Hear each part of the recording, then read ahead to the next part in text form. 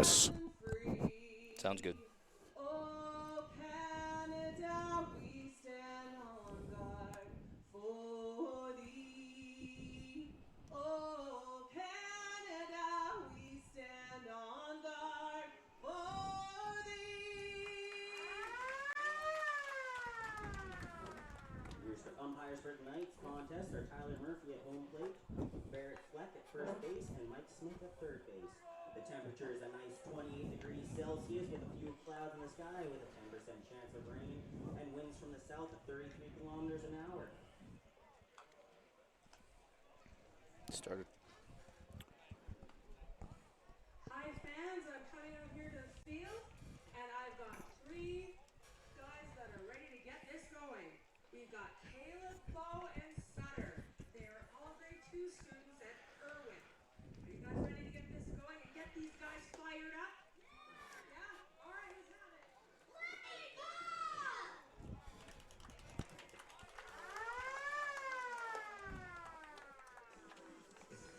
All right, an enthusiastic play ball, and we are ready to do so at Mitchell Field. Saturday night in Swifty. Let's go. The Swift Current 57s 0-2 looking for their first W of the year, taking on the Brooks Bombers. Not the Bronx Bombers, the Brooks Bombers. Coming in here, Brooks 1-0, winning their season opener 24 hours ago against the Lethbridge Bulls at Elks Field in Brooks. Happy to have you along for the ride for this one tonight. It's Ryan Schweitzer, the face for radio, along with Joe Collinson. It's a beautiful night for baseball. Couldn't draw it up any better. You know, if you're looking for ideal playing conditions, we got a little bit of a breeze. If you like offensive baseball, a nice little tailwind out to left field tonight. So fans in Swifty, they love the long ball, and if you do too, we might see a little bit of that tonight. So very much looking forward to see what happens there. And, of course, wind is always welcome as well because it keeps the mosquitoes down too. So we'll definitely take that. So 57s trying to get the offense going, losing to the Medicine Hat Mavericks in their home opener yesterday. 10-4, they lost to the Mavs. 57's offense coming entirely pretty much off the bat of Wilmer Enriquez, their shortstop, who's hitting 7th tonight in Swift's batting order and playing short. Enriquez with a couple of home runs last night, one of the solo variety, and he also had a 3-run bomb to account for Swift Current's 4 runs in that contest. So we'll see how things go against the Brooks Bombers. Brooks beating the Lethbridge Bulls 6-4 last night at home in Brooks. Scores tend to be high at Elks Field in Brooks. It's some small dimensions there. I think they're 290 in the corners, and legend says 350 to 380 at straightaway center. First pitch from the Swift Current 57s is sent foul, and it's a 1-0 count for the Swift defense here. Just waiting for our point streak to load up here so that we know who the players are and where everyone's playing. I'm relying entirely on digital here. Fastball, up and out, 1-1 the count here. Leading off for Brooks. Digging into the batter's box here is Peyton Matthews.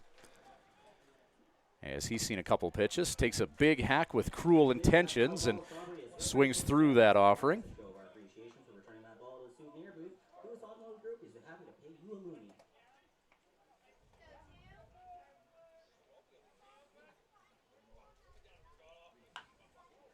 Luke Reeser getting the start on the mound for the 57s. Ground ball, hit to first base, unassisted putout as Matthews grounds out to 3. Now batting is number 8, C.J.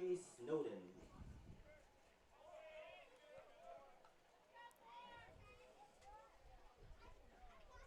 C.J. Snowden now up to bat for Brooks. There's our game live.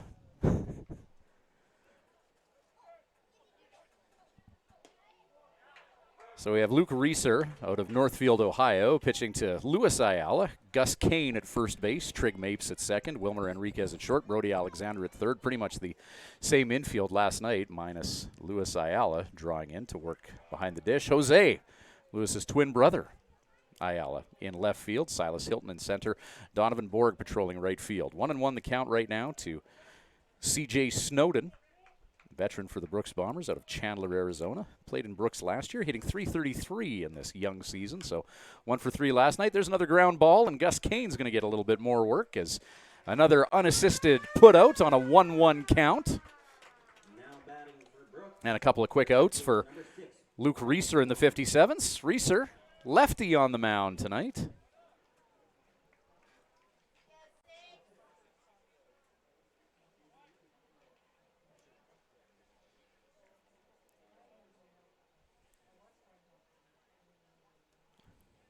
Reeser, Purdue University, redshirt freshman, 6'3", 190 listed as. As Wyatt Ormond out of Long Beach, California at the plate now, 3-hole hitter, 1 for 4 in his regular season debut against Lethbridge. That wind really picking up out to left field. Ground ball, and Wilmer Enriquez. Automatic and smooth as a gravy sandwich. The native of New Brunswick, New Jersey, orchestrates a 6-3 putout, and it's a 3-up, 3-down inning for the Swift Current 57's defense. Working efficiently here. Brooks will take to the mound, they will take to the field, and we'll have Swift on the sticks in just moments. This is the 57's and Brooks Bombers, WCBL Baseball on Flow Sports.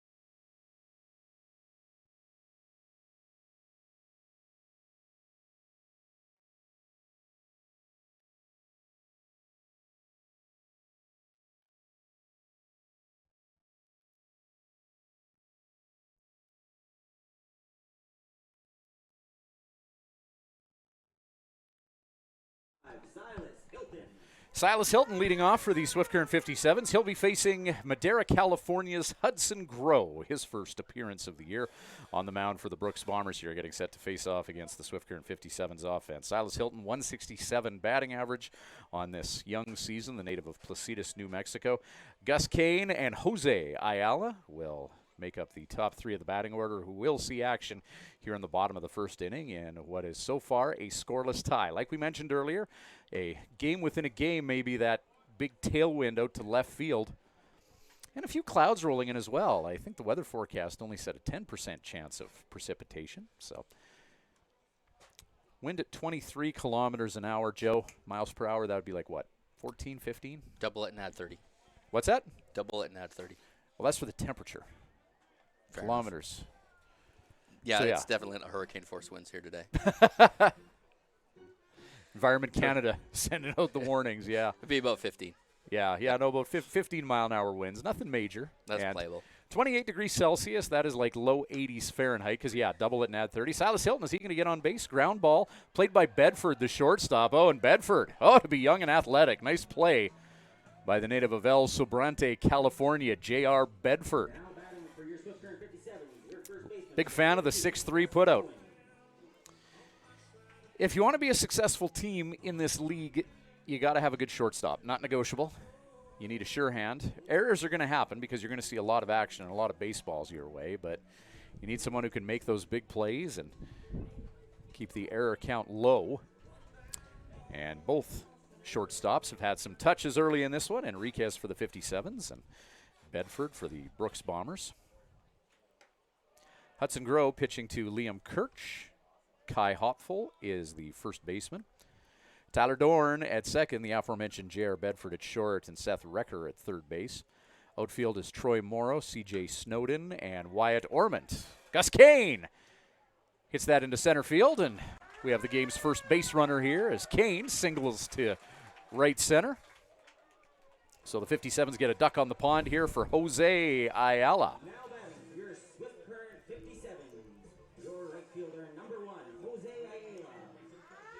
Jose,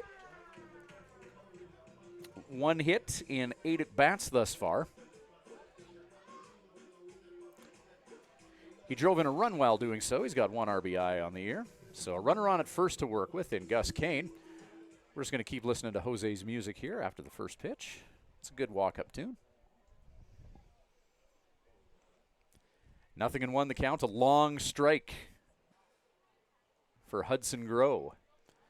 As Ayala hit that baseball on the screws, but well on the wrong side of the third base line. So 0-1 the count, 1 down. Grow outside. Good job by Kirsch to keep that pitch in front of him. Righty on righty here. And as a pitcher, you want to work that corner low and away, but yeah, a little bit too, and significantly away, evening things out at 1 here with 1 down. And Gus Kane on at first base. Brody Alexander on deck, by the way. Product of Swift Current minor ball. Ground ball potential for 2 here. 6-4. And did they get him? No.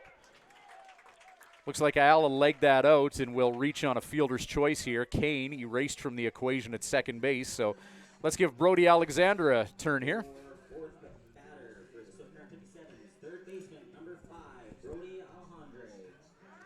Alejandre.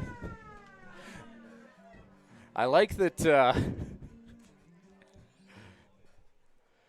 Brody, he's a Swift Current product, and I like that his walk-up music is Coulter Wall, who is a world-famous country musician who's actually from Swift Current. The two of them may have actually, well, Coulter might be a bit older. I was thinking they might have went to school together, but I think Coulter's I think a couple years difference, yep. yeah, significantly older than Brody. But in any event, that's cool. The Swift Current kid with walk-up music by another Swift Current kid. Love it. Shout out to Coulter Wall. If you like country music and you've never heard of Coulter Wall, hit iTunes, and you're welcome. How we haven't had him here for a concert yet is beyond me. Well, he played the Casino not too long ago. Did we put a stage out in center field, though? Oh, you're talking like specifically here. I Right thought you here. were talking Swift Current because, yeah, he's played the Casino and he's played Frontier Days, which is our town fair. But, yeah, outdoor concert. Coulter Wall at the ballpark. Yep. If any of his family's listening out in the Cypress Hills, your people call my people. Let's make it happen. 2-1 the count, 2 down here. Ground ball. And Bedford's going to get another touch here. And, oh, yeah, he's fundamentally sound and somewhat automatic. J.R. Bedford. See some action in the bottom of the first. 1 inning in the books here between the Swift Current 57s and the Brooks Bombers.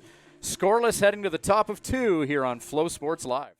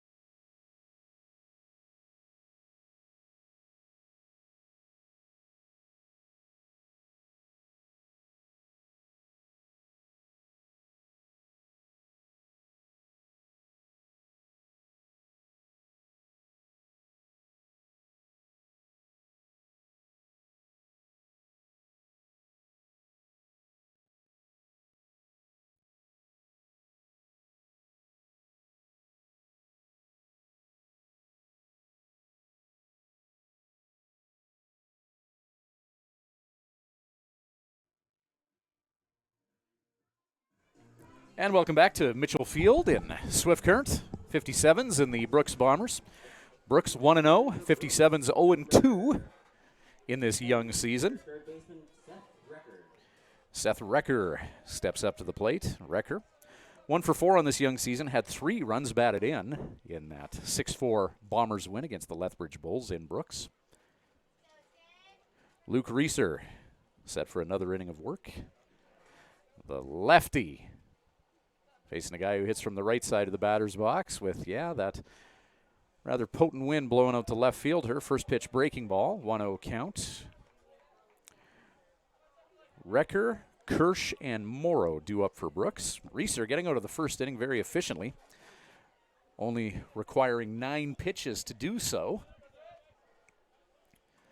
I know back in the day, I don't know if this is still the number that you shoot for as a pitcher, like pitches per inning. You aim for 12. So 9 pitches to get through a half inning, that's pretty efficient for Reeser. See if he can continue to work at that pace. 1-1 the count. He's had to throw 2 here at Wrecker. Hammers the zone with that fastball, 1-2 the count. Yeah, it does love that you're looking for 12 to 15 pitches per inning. That gets you 90 to 100 pitches through 6 or 7 and get it into your bullpen. Get a setup guy and your closer to shut her down for you. So we'll see if he can continue at that pace. It's tough to do so. And, of course, with the schedule that these young men have, you know, the 56-game sked, you want to get through as efficiently as possible because as the season gets on, you get some wear and tear on the arms, making phone calls, getting those mid-season recruitments. 2-2 pitch, line drive right to Brody Alexander. Now batting for Brooks, number 15, their center field, or their catcher, Liam Kirsch. And now Liam Kirsch, his first at bat of this young season.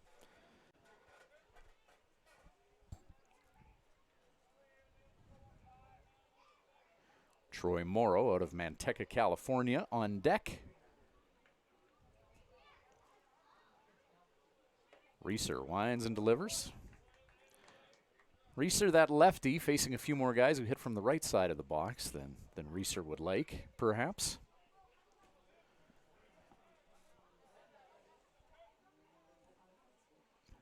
One 1-0 pitch. Crosses the plate just above the shoelaces of the man in the batter's box.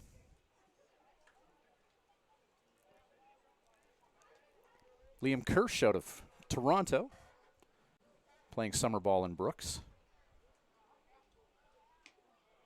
Coming from a small town like Toronto, hopefully he can adjust to the bright lights and the big city lifestyle of Brooks, Alberta. There's definitely a contrast, but you know, these men can adjust pretty well, I think. I got faith in this guy. 2-1 the count here, 1 down.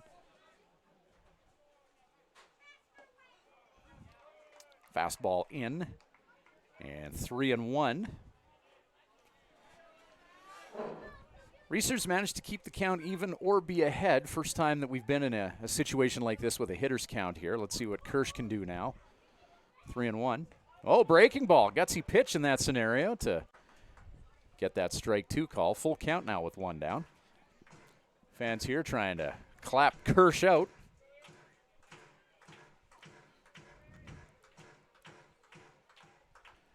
The 3-2. Oh, ground ball, swinging bunt.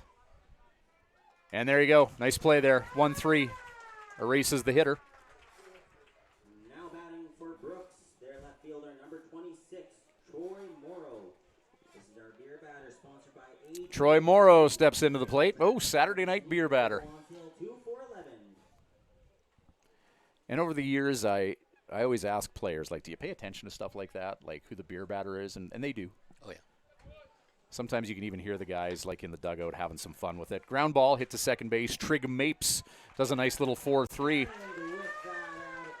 And Reeser, 21 pitches through 2 innings of work. He's on pace for optimum efficiency. And the Swift Current 57's behind. Reeser make quick work of the Brooks Bombers here in the top of the second inning. Bottom of 2, Swift on the sticks when we return here on Flow Sports Live.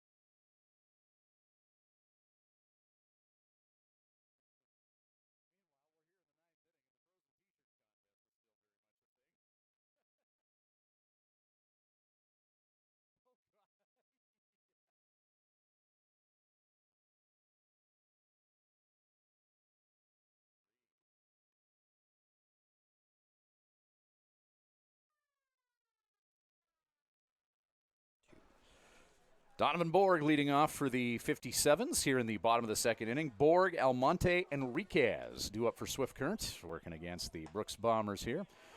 First pitch fastball right down the middle out of the right hand of Hudson Grow. And Liam Kirsch, not much degree of difficulty to keep that one in front of him behind the plate. Right down the pipe. High heat, redirected into the backstop.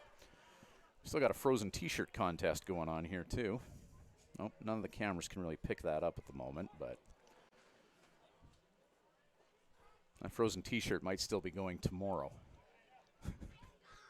They did not give those a chance to thaw by any means. It's a game within a game here. Some younger kids too who haven't quite developed the, well, let's just say there's no old man strength down there. 1-2 the count. Pitch is in. Yeah, I wish we could get a look at it. It's kind of in the bottom left corner there, but we abandon and ship on it. Yeah, I think Just a bit outside is that pitch. Full count here. Donovan Borg. This is Borg's second trip to Swift Current this summer. He played one game for the 57s last year and was injured in that game, a season ender. So certainly hoping for some more longevity this year. He's going to go down swinging on that high fastball. And Hudson Grow has his first strikeout of the evening. Number 16, Juan Almonte. Juan Almonte out of San Juan, Puerto Rico, their designated hitter. First at bat of the season for the pugnacious Puerto Rican.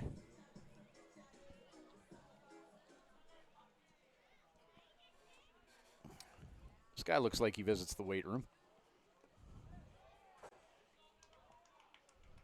Good take on that first pitch is righty on righty. Grow trying to go low and away on Almonte, 1-0 count. Dugout seems pretty fired up about Almonte at the dish here. Big hack with cruel intentions, and his bat snaps vacant into the vacant air, pardon me, and 1-1.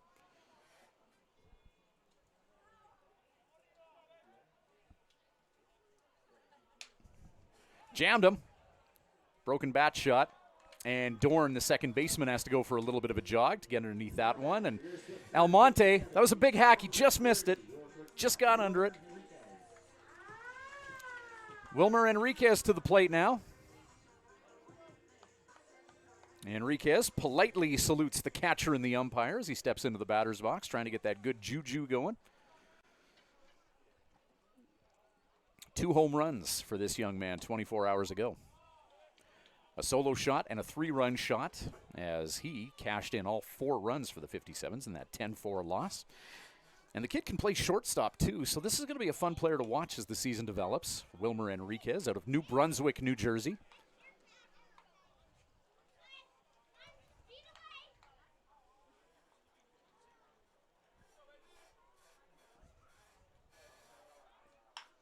Ground ball hit to his counterpart at short. And Bedford, takes the first baseman off the bag, but tag applied by Hopful. And 2 innings are already in the books here between the Swift Current 57s and the Brooks Bombers. Top of 3 coming up. Still scoreless and Swifty here on Flow Sports Live.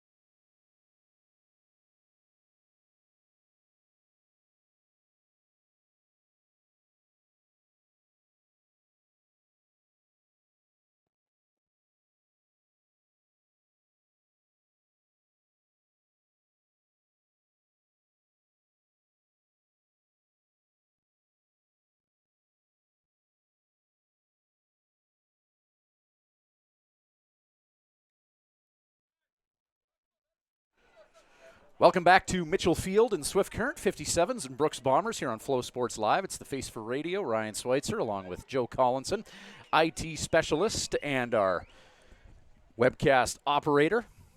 Ryan has the face for radio, and I have the voice for newspaper. That's a new one. I like it. I'm stealing that one. Absolutely. All right. Who's this guy up to bat now? 33. Okay, this is Kyle Hopful out of Corona, California. 7-8-9 due up for the Brooks Bombers here in the top of the third inning. Scoreless in Swifty thus far. We're working through this one. Good thing nobody's getting paid by the hour here. Did he go? Negatory, says the first base umpire. Tyler Murphy behind the plate. Working dish tonight. Was the first base umpire last night. 2-1 the count here. We were talking about Luke Reeser's pitch count. He's only throwing his 25th pitch here in the third inning now. 3-1 count. Visit our merch booth for all new Swift Current 57s merch. Check out our selection of hats, t-shirts, hoodies, sweatshirts, and more. So a hitter's count for Hopful. First at bat of the season. And a walk issued to the Bombers' number 7 hitter. First base runner of the game for them. Their shortstop, J.R. Bedford. And now it's J.R. Bedford out of El Sobrante, California.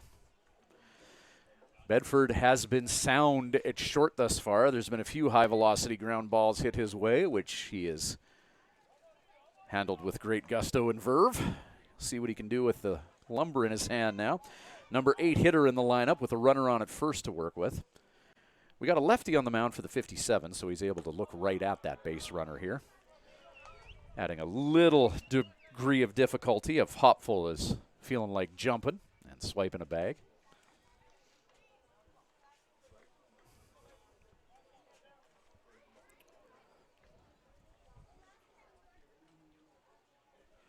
Yep, and they check the runner at first. Oh, shoot. And Gus Kane not able to squeeze that ball. Fortunately, he got a big enough piece of it, because as you can see in that shot right now, we have acres of foul territory here at Mitchell Field, more so than most parks.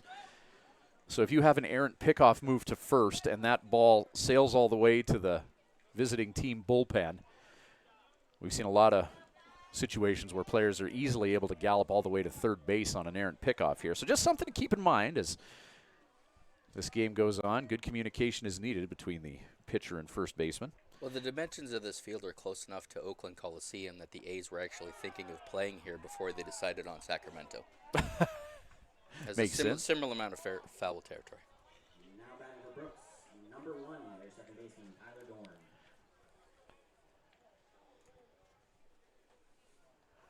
So a straight pitch connects with Bedford, and now we got 2 ducks on the pond and nobody out here.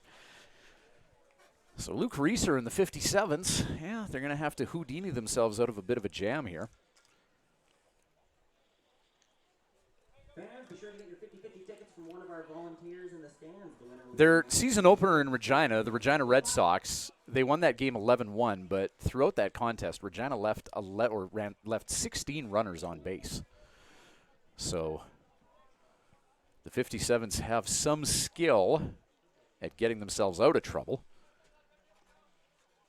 And they're in a bit of a pickle now. The bottom of the order contributing for Brooks here is 7 and 8 in their batting order have scrapped their way on base, a walk and a hit batsman scenario. So at the plate now is Tyler Dorn out of Fresno, California, his first at bat of the year. Top of the order, and Matthews on deck. 0-1 the count. Still a bit of a breeze blowing out to left field. Sun's not going to be a factor tonight. There is nary a cloud in the sky last night and some long shadows at the ballpark, but much more overcast conditions are going to make fly balls a little bit easier to handle. First baseman and right fielders won't have to deal with that sun setting in the western sky right in their grill. 1-1 the count. Reeser.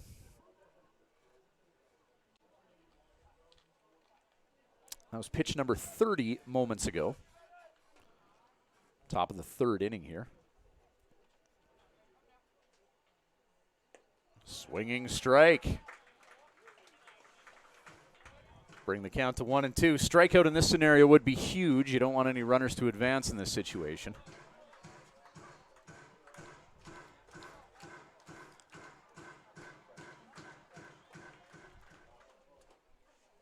If I could change one thing about this ballpark, I'd make it so that fans don't have to walk in front of everyone to use the outhouse or get a burger or beer. Strike 3, got him. Strikeout when the 57s needed it, and Luke Reeser deals a little bit of a slippery wizard to send the hitter back to the dugout, head down. Top of the order now. And Peyton Matthews into the batter's box. Ground ball to first base the last time he was up. Unassisted putout at first as he hit one right at Gus Kane. One down, runners on at first and second. Breaking ball, drilled into the backstop screen. Reeser and company get strike 1 out of the deal. There's Rudy Estrella on bat boy duty, corralling that foul ball. Rudy, the new head coach of the Swift Current 57s. He actually coached a summer in Brooks once upon a time, so Rudy, no stranger to the Brooks Bombers organization. He was their head guy 2 seasons ago, last year an assistant in Swift. But prior to that, Rudy and former Swift Current 57's assistant coach Adam Kowalski, the coaching staff in Brooks. Shout out to K-Wall if he's tuning in tonight.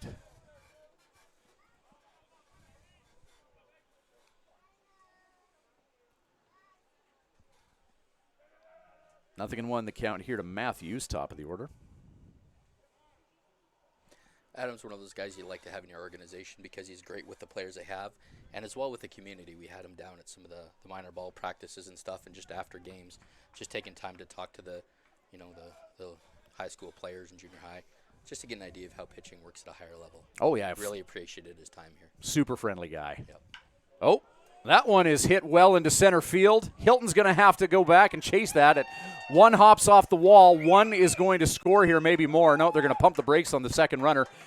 Throw from the cutoff man is off target, and now Bedford's going to come in and score. RBI double that cashes in 2 from the leadoff hitter, Matthews.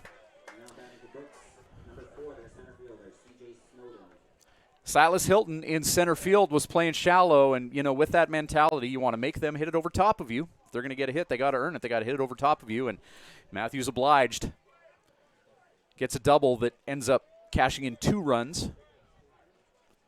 And Brooks with a crooked number, top of the third, go up a deuce.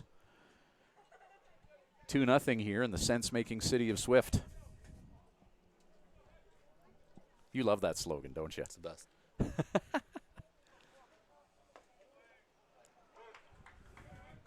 You mentioned getting Coulter Wall to do a concert here. Any chance we can get Taylor Swift as well? Tried.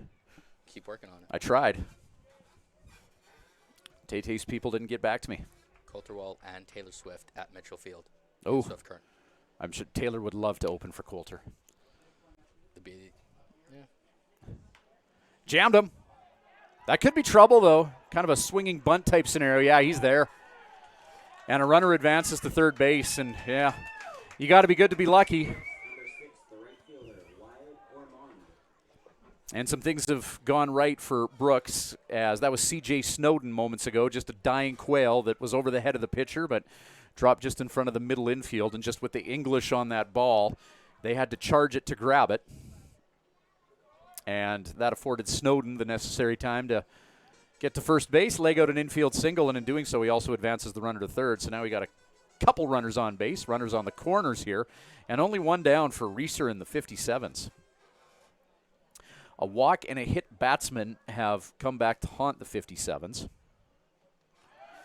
As those are the 2 runs, and shoot, another errant pickoff move there, and that's going to put Brooks up a field goal here. And we talked about those acres of foul territory and a little home field disadvantage here, as yes, Snowden is able to river dance his way all the way to third base. And there's some life in the Brooks dugout. And after the Swift Current 57's defense cruised through the first 2 innings, things have not gone smoothly here in the top of the third. And here comes 57's assistant coach Sean Lee out to do a slow walk.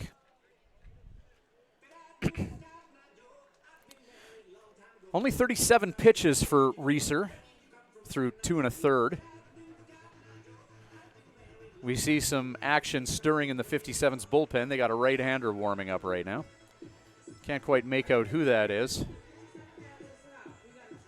Joe, we got any binoculars in the budget for this year? No, but it's the guy that throws submarine from last night. Yeah. Came in the 7th inning last night.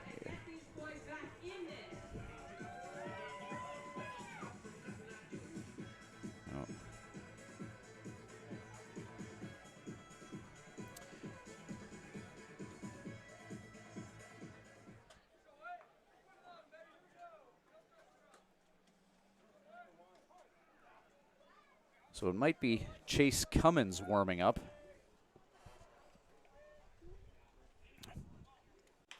Oh, there's a well-hit ball into left center, and that could be trouble. Yeah, that's going to find some vacant grass. Another run's going to come in to score, and that's going to be a double.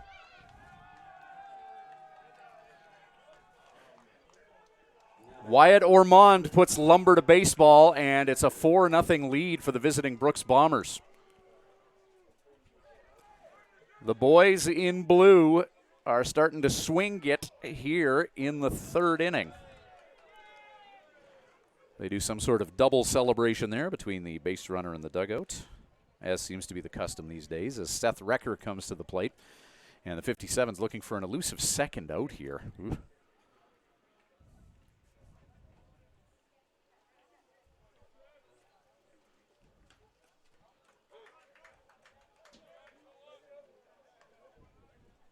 Your son's down at their dugout, Joe. I see that 3 Collinson down there. He's making some friends. Friends, enemies. It's early yet. It's good. He's, from what I understand, a real student of the game, eh? Absolute student of the game. Yeah, so that I don't think there's anything ill going on down there. No ill will or anything, just trying to learn about baseball, and good for him. And, you know, good for the young athletes in this league, as that one's going to get past Ayala. That pitch that was low and in the dirt, and runner advances, but you know, these young men that come and play in this league, and they come from all over the world, a lot of players from the States, always kind to fans, both home and away. Love to see it. Being good at baseball is one thing, but this league really does a good job of recruiting good quality human beings as well. With that runner on at third base, the infield's going to come in. Toes on the infield grass here.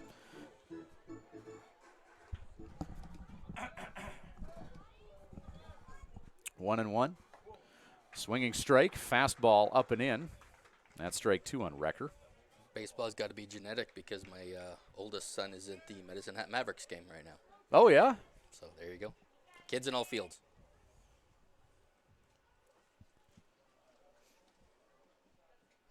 Taking that one in as a fan tonight? Yep. Yeah. Athletic Park in Medicine Hat's one of my favorite places to go see a baseball game. They do a great job. It's an older facility.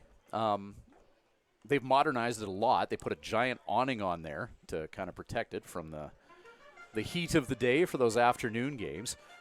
Once upon a time, I believe it was a small A home of the Blue Jays. The Medicine Hat Blue Jays played out of there years and years ago. Small A affiliate, I believe. Yep. We had a player that played for the SMBL team and then played for the Blue Jays organization there. Nom Searview was one of them, yeah. I think there might have been a few. I remember Nom was the most recent to play for both the Blue Jays and the Mavericks. Ted Langowski is the name that I remember. Oh, Lango. Yep. Yeah. MVP in the mid-'90s, early 90s actually, for the then Swift Current Indians. Got to give Reeser his props here on play-by-play as we take a walk down memory lane. Luke Reeser striking out a hitter in a key situation with a runner on at third base. That was Recker that went down swinging. 2 out now. 57's not out of trouble. And they got a little catching up to do after what's been a 4-run third inning for the Bombers here. Ground ball. Gus Kane grabs it. Nope. Through Kane. Trigg Makes gets it. And Reeser manages to touch first. Well, 57s take one on the chin a little bit. One is left on base, 4 runs on 3 hits, and Swift-Current dinged with 3 errors in that inning as well. Bottom of 3 coming up. It's a 4-0 lead for the Brooks Bombers here on Flow Sports Live. And replays.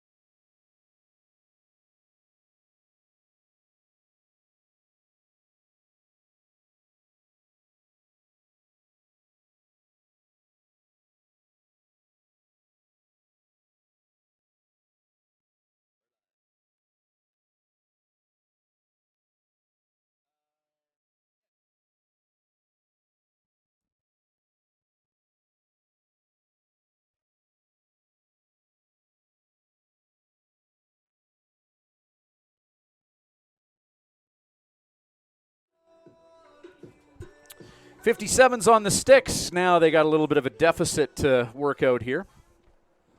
As 8-9-1 due up. This is Luis Ayala. Oh, he gets a little bit of a home field bounce there on a hard ground ball to first base that was bobbled by the Brooks Bombers. And Ayala on via the dreaded E3. And that'll bring Trig Mapes to the plate. Second baseman, number 18, Trig Mapes. Trig Mapes didn't have too much of a drive to get here. Native of Great Falls, Montana. What's Great Falls? About a 6-hour rip?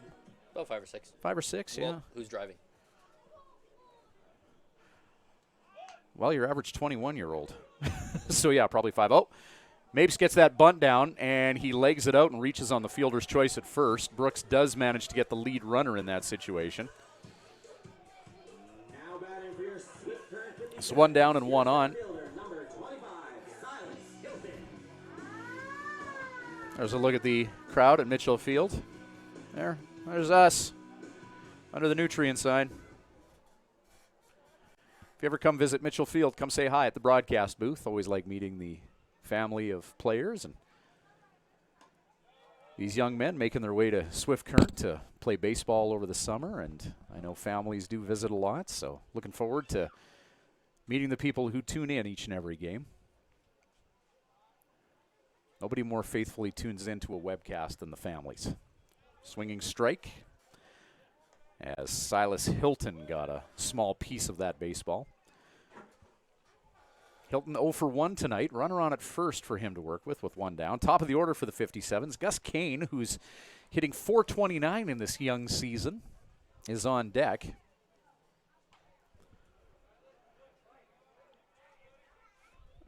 Hilton jammed in that situation as that ball goes towards the Brooks Bombers bullpen.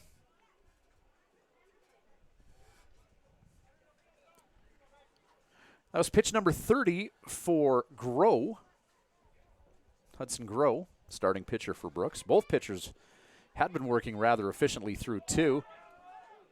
Snap throw over to first, and dirtying up the uni to stay safe as Mapes. However, Hilton strikes out, Now batting for your and 2 down. For first baseman, number 32, Gus Cohen. So the big Texan to the plate. Gus Kane will try and continue to provide offense for the 57s. Yeah, that .429 batting average.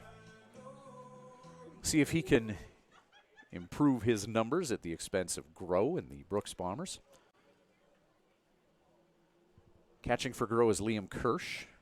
Kai Hopful at first, pitches outside. Tyler Dorn at second, J.R. Bedford at short, Seth Recker at third base. Troy Morrow, C.J. Snowden, and Wyatt Ormond, the outfield.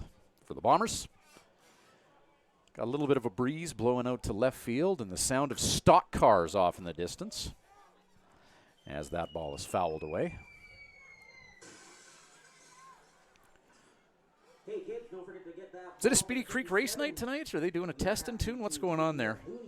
Pure engines. Should be the test and tune night. I think their first night is 2 weeks away, I think. That may be why we don't have our full-time PA announcer Colin Powers here tonight. I know that he helps out Speedy Creek Racing as well. As Gus Kane, his bat snaps into the vacant air to make the count 1-2 with 2 away here.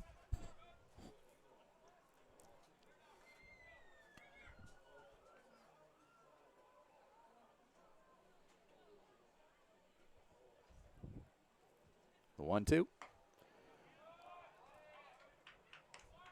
Kane, you can just tell he's hungry to do something out there. Anxious to put lumber to baseball. Good take on that high fastball.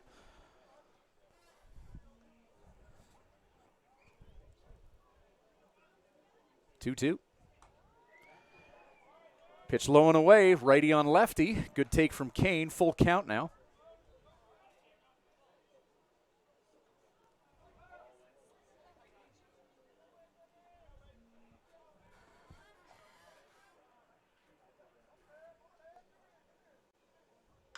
Ground ball. Hit to second. Oh, that took a funny hop on him, but they managed to get Kane in time. Dorn at second doing a good job negotiating with that ball that kind of jumped up on him. 4-0 Brooks leads it. Top of the fourth coming up here on Flow Sports Live.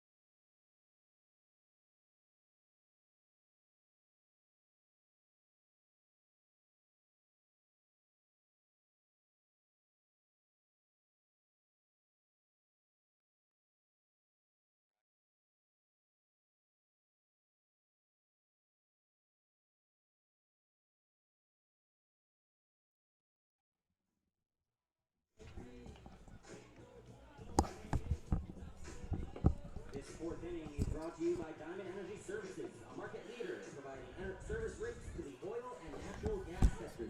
Chase Cummins into deal for the 57s. We saw him warming up in the bullpen. Luke Reeser went 3 innings, allowing 3 hits, 4 runs, only 1 of them earned, striking out 1, he struck out 2 and only walked 1 along the way, facing 14 hitters along the way. Cummins worked last night in that 10-4 loss in the late innings, got 2 innings of work, allowing 4 hits. It's the top of the 4th inning, and this 4th inning is brought to you by Simply Spiked Lemonade. Simply Spiked Lemonade, it's what the broadcaster is drinking. I'm a Coors Banquet guy. I mean, Smokey and the Bandit didn't drive 28 hours across state lines for nothing. No, I And, you know, for so long, the yellow Coors, the banquet, it wasn't available in Canada. So it was a treat whenever you hopped south of the border for a weekend. I know that many a time we always enjoyed the weekend trips to Billings, Montana, which is about 6 hours straight south of where we are right now in Swift. And It depends on who's driving. well, right. And coming home with 2-4 at Coors banquet, the yellow Coors was always a nice treat. But now you don't have to go to Billings for that. No, you should come to Swift Current. Nope. You can go to the Southside Co-op liquor store. They got lots. And the Swift Current 57's beer booth as well. So, yeah. No, you're going old school with the banquet. Strike three. Got him. Cummins. One batter faced, one strikeout. As he struck out Troy Morrow. And Kai Hopful to the plate now. And normally I'd be a banquet guy too, Joe. My wife Christina and I, we love hiking the Landing, Sask Landing Provincial Park, which is about a half hour north here. There's some fantastic hiking trails, lots of ups and downs, some big inclines there. But I'm not as young as I used to be. And maybe a little sunstroke, maybe a little bit tired after that, so I needed something with some sugar in it. Absolutely. Therefore, Simply Spiked is what we're going to do in the fourth inning here. Lemonade is also healthy. Lots of vitamin C. Keeps away scurvy. Exactly. And if there's one thing, and I heard scurvy even made a comeback. So I thought scurvy was done with, like, you know, pirates in the 1400s, but apparently it's been making a comeback. I think I read that somewhere. I don't know. It might be fake news, but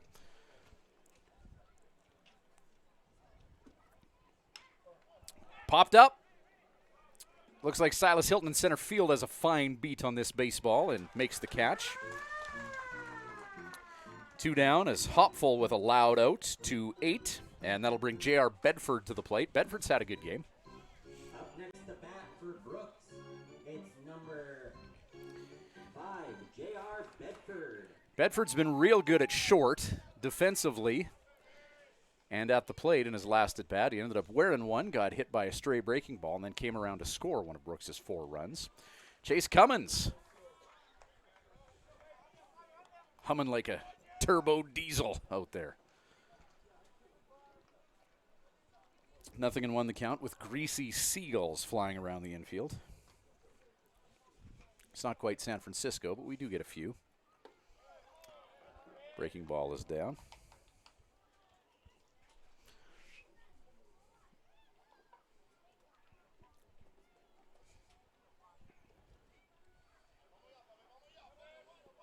Righty on righty here. Bedford jammed on that pitch that came in high at the hands. 2 away here.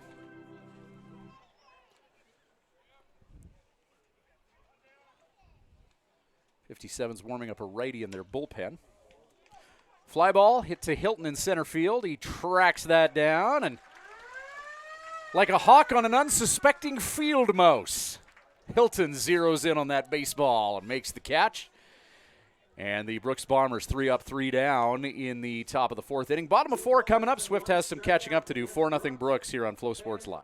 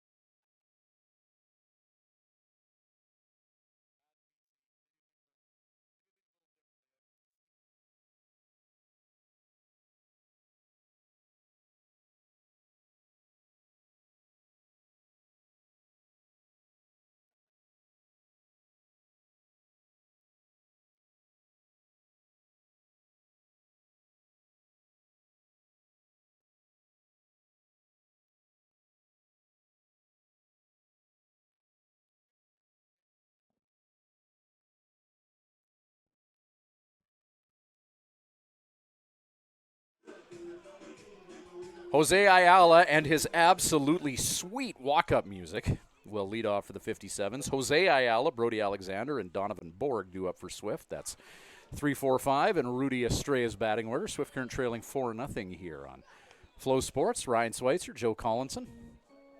Glad you could join us wherever you may be tuning in from and whomever you may be cheering for on the new Flow Sports. Joe and I, we've been working together finding ways to broadcast Swift Current games for quite some time. And I'll give props where props are due, Joe. You were the first person to do a live stream over the internet in this league. Back in the day using Ustream, I remember. With a very cheap Logitech camera, yep. And a very cheap headset. 2007, 2008, I'm going to think. Yeah. So, because my involvement with the team started, they actually used to broadcast games on local radio. And I think local radio is picking up like 3 or 4 games this year. So, yeah. Yep. The B team will come in for that. On the 1-2 count here, Ayala, ground ball. And that's grabbed at third by Recker, 5-3. And Jose Ayala erased from the equation. So we used to broadcast games on the radio. Then you put together the Ustream thing, which kind of took off. Then we started doing games over YouTube for a while. Yep. And I actually traveled with the team doing like a live setup in different ballparks. I was hot-spotting off my iPhone for that. That was a lot of fun. And then the team went to a provider last year and a new provider this year. No, for the last 2 years they've had that previous provider, but now on the Flow Sports train. So this is the 5th different platform that I've done Swift Current games on. And you were the pioneer who started the first one, technically. It's been a very long time. Yep. 15, 16 years in the air. There we go. Yep. IT Joe, making it happen, making plays. Brody Alexander, let's see if the local product can try and spark some offense here for the 57s. 0 for 1 tonight is Brody. Continuing to work against Hudson Grow.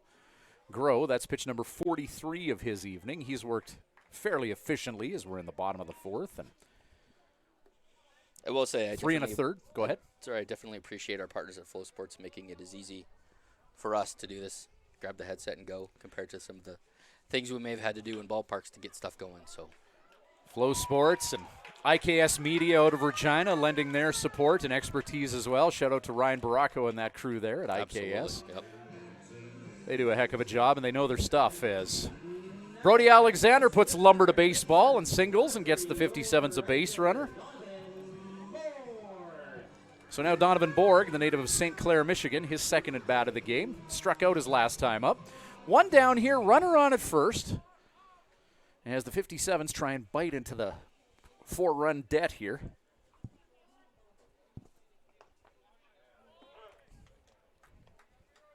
Called strike, righty on righty matchup here, Grow and Borg.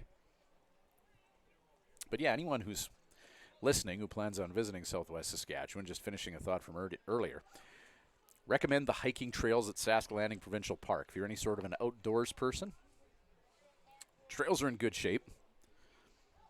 This isn't the best time of year for ticks, as in there's a lot of them, but that usually takes care of itself by the end of June.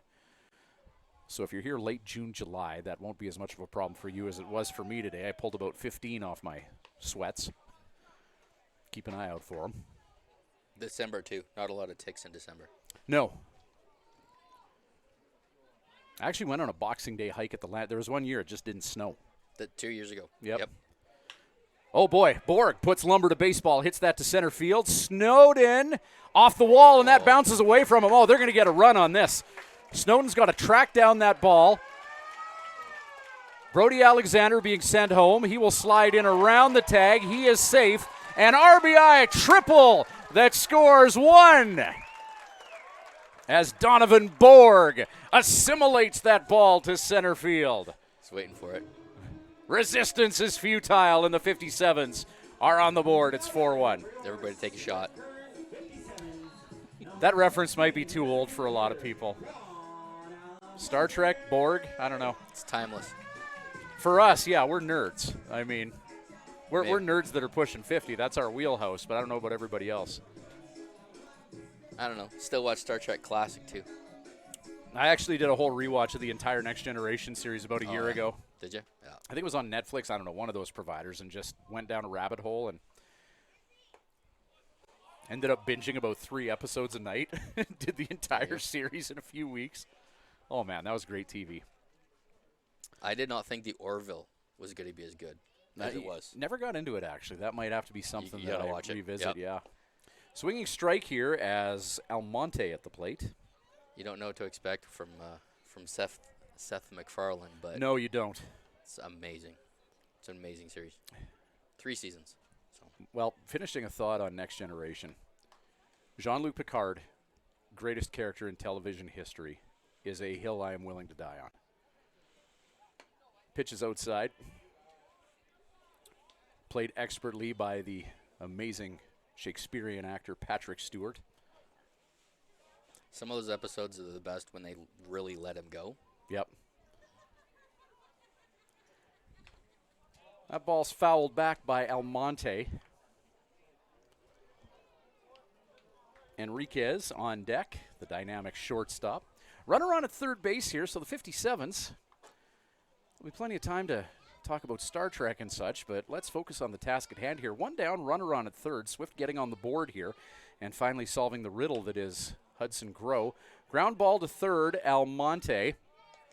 And Seth Recker says the line must be drawn here, this far, no farther.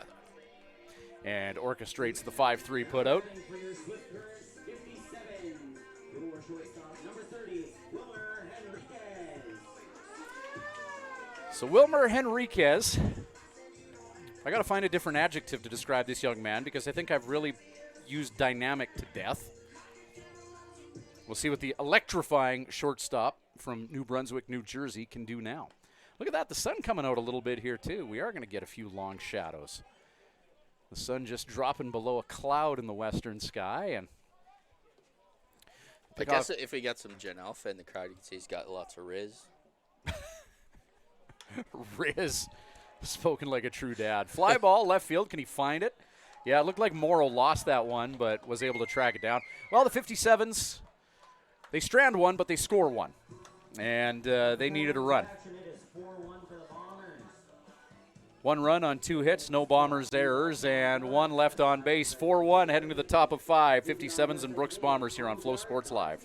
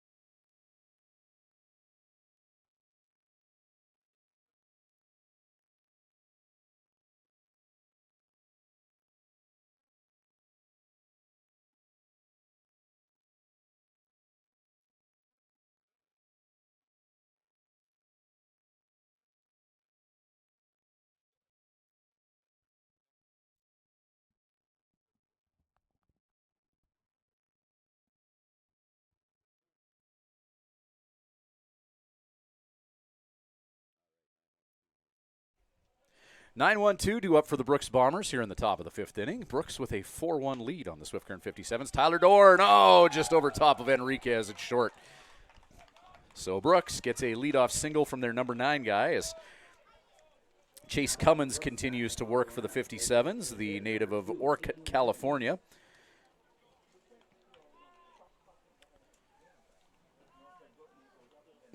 top of the order for the Bombers, and Peyton Matthews due up now. Matthews 1 for 2 with a hit and a run batted in. So, yeah, the sun setting in the western sky out from behind that cloud.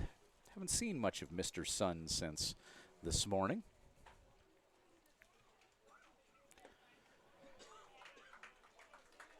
Yeah, we talked about the shadows that it creates and how, yeah, once it kind of gets lower in the sky and behind that clubhouse, how that shadow between the mound and the plate can mess with hitters a little bit. Lights are on here at Mitchell Field as well. That pitch is outside from Cummins. Go to the pitcher cam there. It's a good look.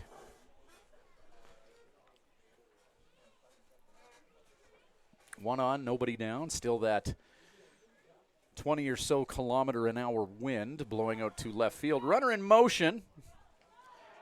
And no bag for you. Tyler Doran caught stealing. Lou Ayala. There's some hose in this house. That hose for an arm takes care of the runner at second.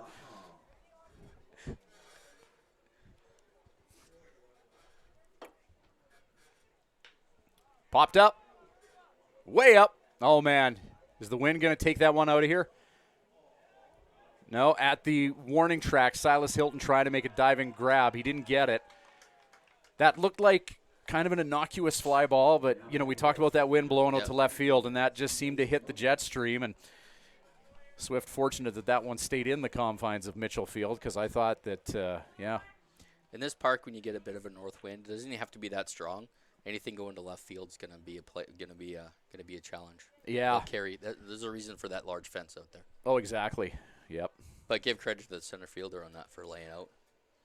Yeah, Silas Hilton did everything he could to try and get that out there. That's tough, and I mean the ball's twisting and turning up there as well, but it was just hit way up in the air with the right amount of backspin, and ball is redirected into the backstop. C.J. Snowden, the native of Chandler, Arizona, at the plate now. Runner on at second, as Matthews was the one who hit that ball that just caught that proverbial jet stream that we were referencing moments ago. Runner on at second, Cummins. Man on his 6. Pitch is just a bit outside. 1-1 the count now with one away.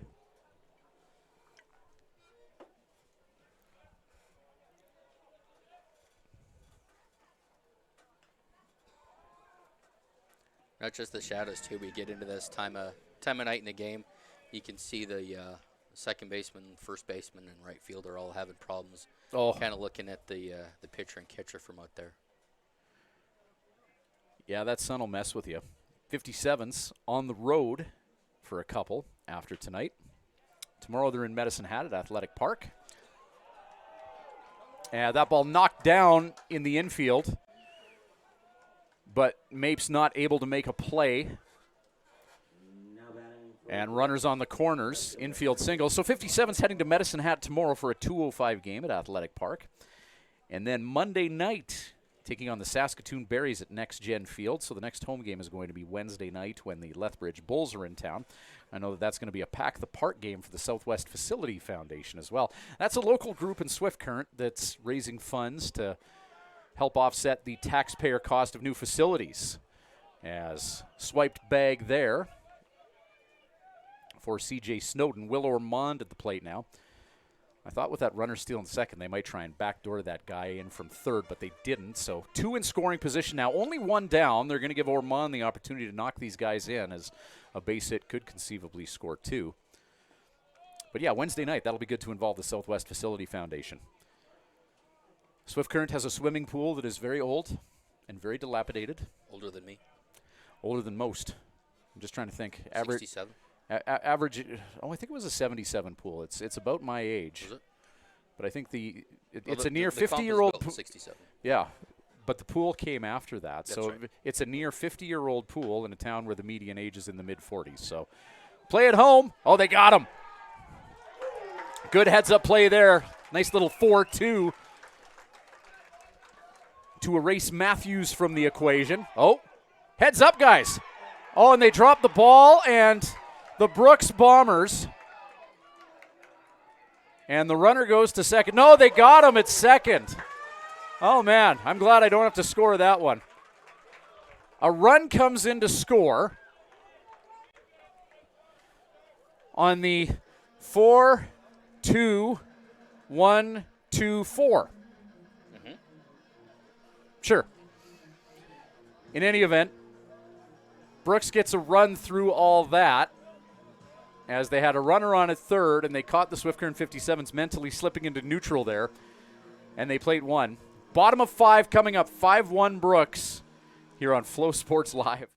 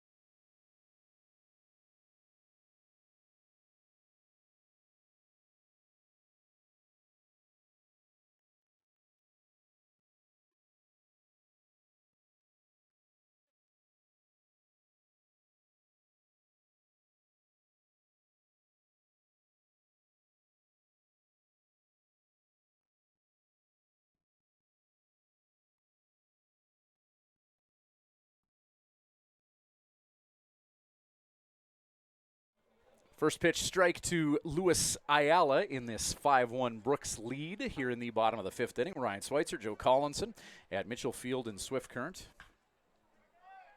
Ayala, ground ball. Oh, man, venturing into the outfield to try and grab that ground ball was Bedford, but not able to make a play there. Infield single for Ayala. And now Trig Mapes to the plate, number 9 hitter out of Great Falls, Montana.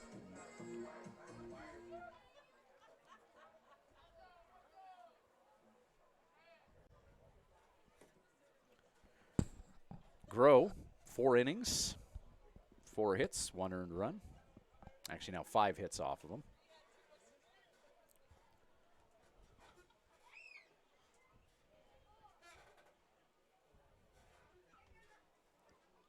One 0 count, runner on at first. Sun back behind clouds here. Foul ball drilled into the backstop. Mapes, number 9 hitter in the 57's batting order. He's been good at second base. He's looking for his first hit of the season. That one almost dots him.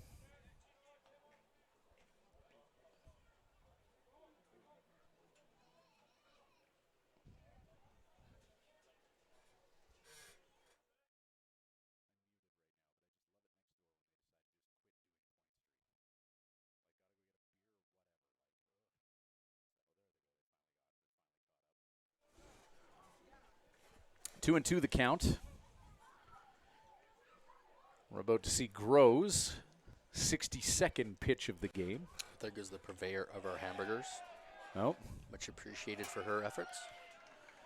Check swing, yes he did. Mapes strikes out. Top of the order now for the 57s.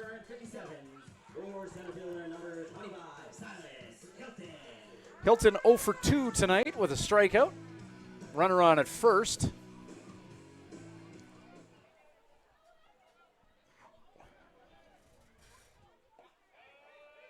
First pitch and a called strike.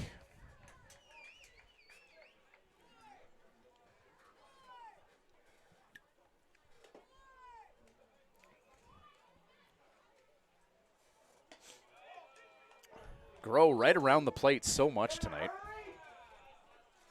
Few umpires in the stands disagreeing with Tyler Murphy's assessment on that fastball. Hey, the zone is a little chubby. Chubby again tonight, yep.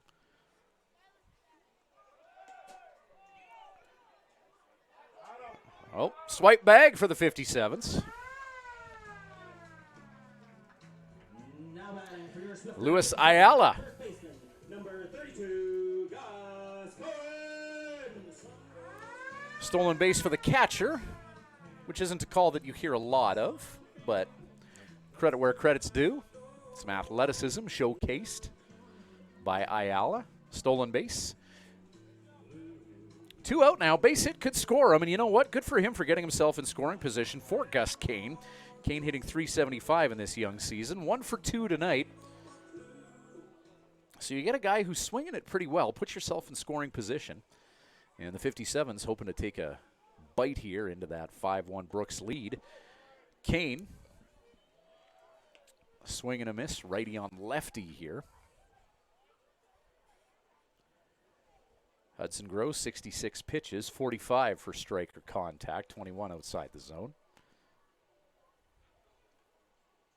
The 0-1. Tries to work the outside corner, and negatory, says Tyler Murphy. Jose Ayala on deck. His twin brother Luis is at second base right now. The 1-1. Yeah.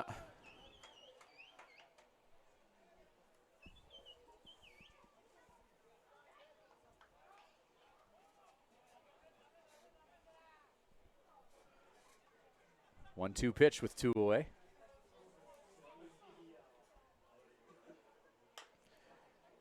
Ground ball. That's going to be fair. Grabbed by Recker at third, and he is on time and on target to first. 5-3, and the 57s leave one stranded after Ayala gets himself on base and ends up swiping a bag, but left at second. 5 innings in the books, top of 6 coming up. 5-1 Brooks leads it here on Flow Sports Live.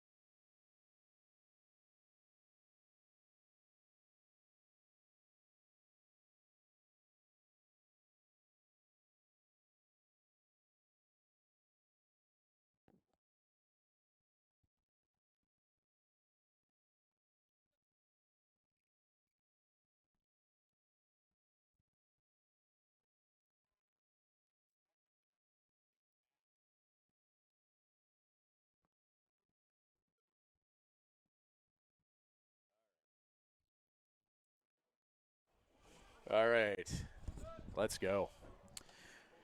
0-1 the count here. Cummins on the mound for inning number 3, and he's working against Seth Recker.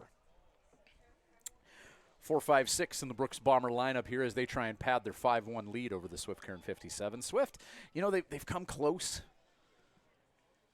And I feel like once they can string together a few hits and get the confidence that they know that they can score, then it'll start happening for them. But, they only put up 1 run against the Regina Red Sox on their opening night.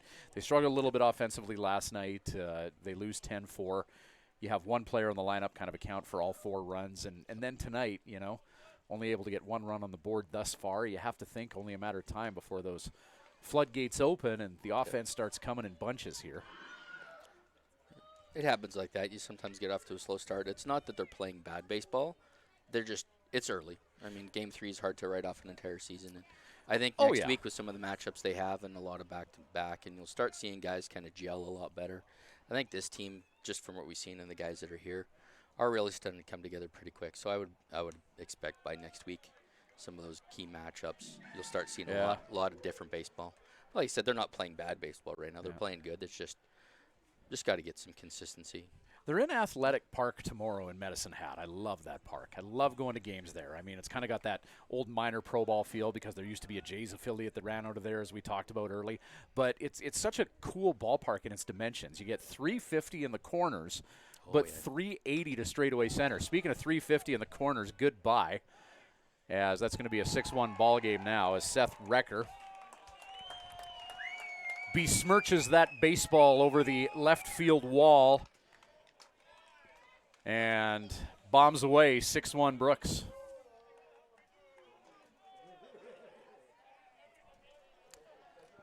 Solo nuke. Brooks goes up by 5.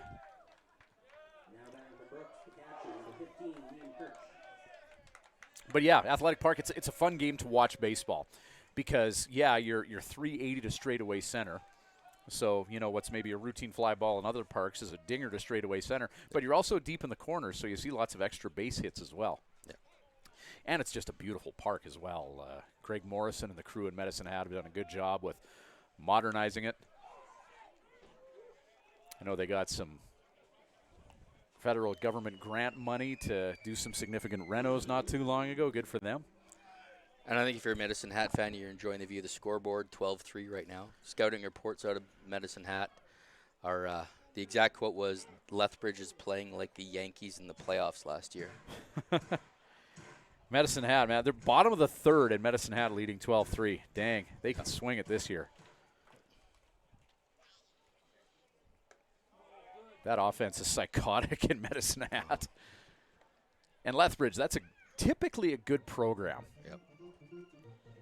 They get a lot of kids from the Prairie Baseball Academy right there. Well, they do, yeah. So, yep.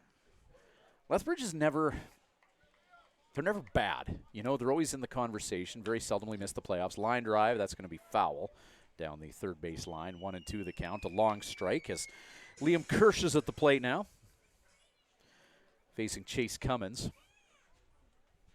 But yeah, Lethbridge, they're always pretty good, sometimes championship caliber. They won a championship 2019, was it? 18 or 19. I know Swift had their back-to-backs in 16 and 17, and I think Lethbridge won shortly thereafter. So, yeah, they do a good job there. And their stadium, Spitz Stadium, naming rights from the sunflower seeds, and they've also done a good job of keeping that field modern as well. Has a definite minor pro feel to it. Pitch is just a little bit down, 2-2 the count now to Kirsch. The Brooks Bombers have put one on the board here. Solo tank from Recker. Seth Recker, the native of Fontana, California, over the left field wall.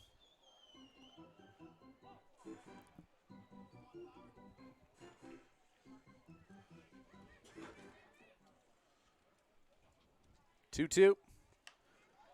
There's another towering fly ball. This one might have a few degrees of difficulty. Nope, Brody Alexander makes the catch in that Bermuda Triangle area around the third base line. 1 down.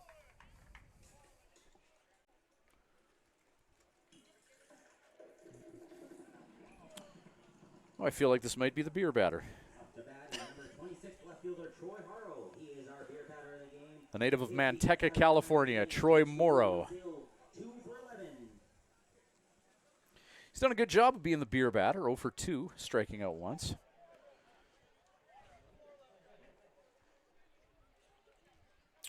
And he represents number 6 in their batting order. Cummins finds the zone, 0-1 the count. Nobody on base, 1 run in this top of the 6th by the Brooks Bombers. That solo home run from Seth Recker. Bombers with 7 hits in this ballgame. 57's at 5. They've managed to get runners on base, but just haven't been able to cash it in. As big hack there for Morrow, and no water in the pool for a 0-2 count as the Swiftie faithful tries to clap this guy out. I miss that fan that used to chant beer batter after every pitch for this guy. We need someone new to take up the mantle. That's drilled towards the patio area. A reminder, kids, that ball is 57's property. Bring it to the merch store and get yourself a nice golden loony. Looney for a baseball.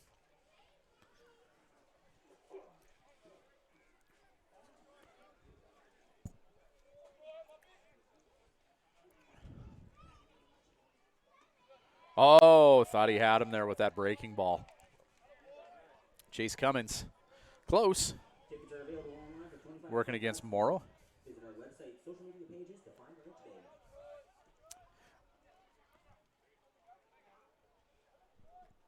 The 1-2. Oh, man.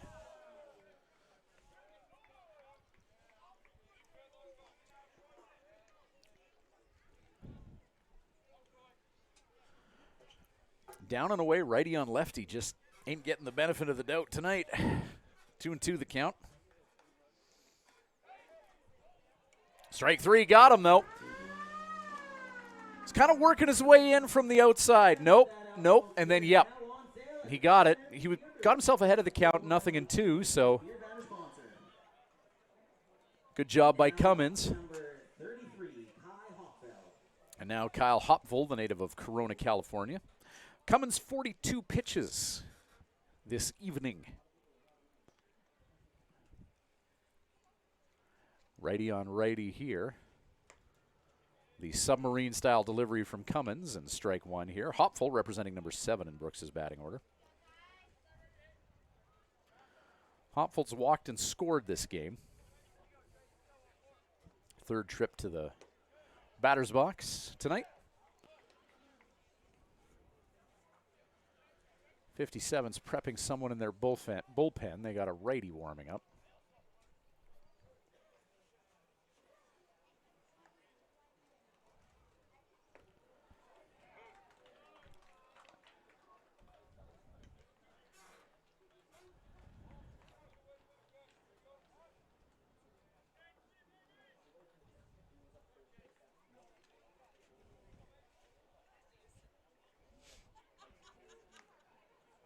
Fouled off, bit of a battle here. Cummins and Hopful.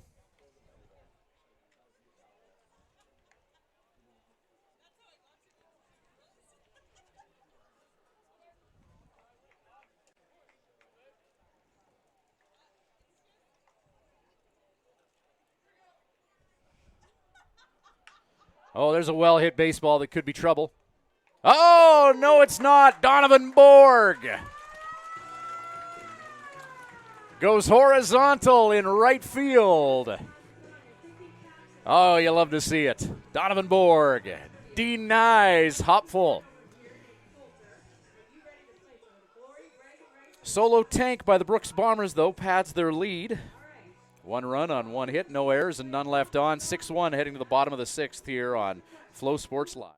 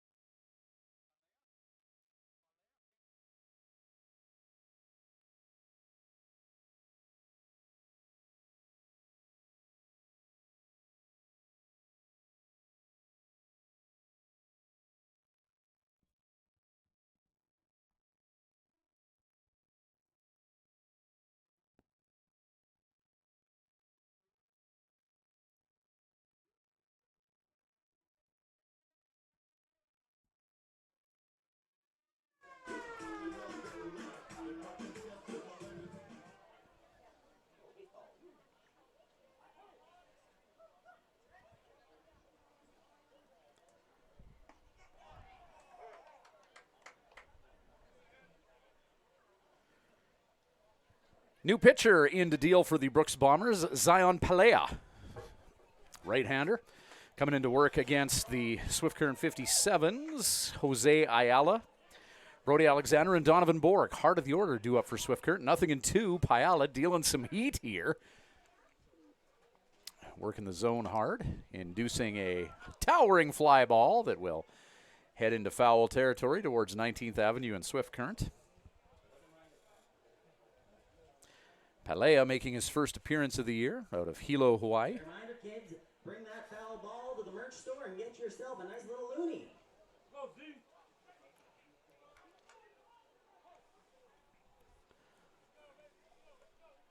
So Pelea trying to make quick work of Ayala. Oh, he dealt some heat, pulled the string on that off-speed offering and the drop third strike, but they'll get him. That'll bring Brody Alexander to the plate. 1 for 2 with a run scored. Third baseman, number 5, Brody Alexander.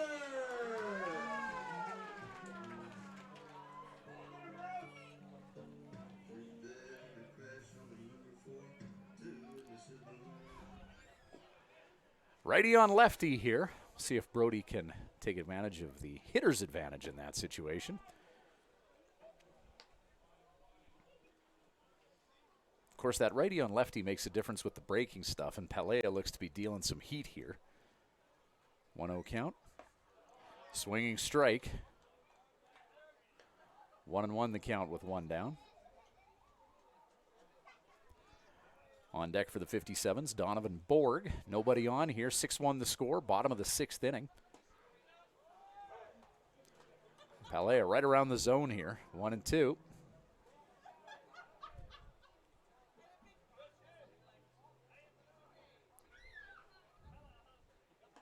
Strike 3, got him. 2 batters faced and 2 Ks for Zion Pelea.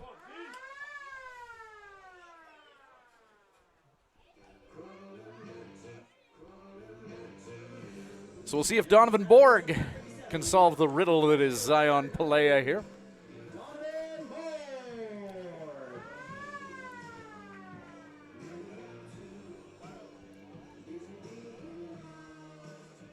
1 Almonte, the native of San Juan, Puerto Rico, on deck. 2 down, 1 hopper into the mid of the catcher.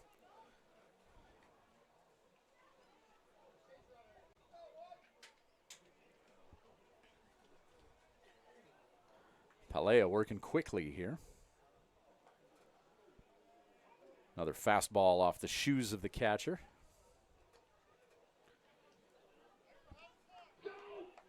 Two-0 count.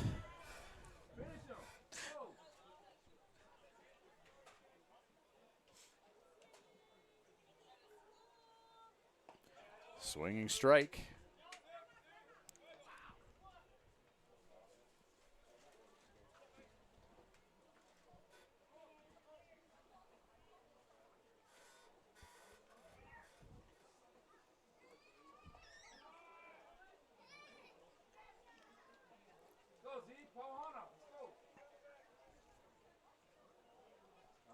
Hitters count now. We'll see if Borg can make something out of this situation.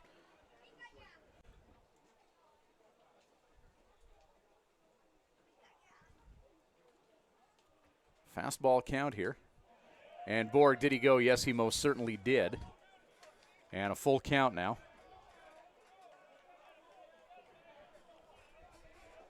Borg starting his swing and then immediately regretting the decision to do so to bring us to a full count. The 3-2 pitch.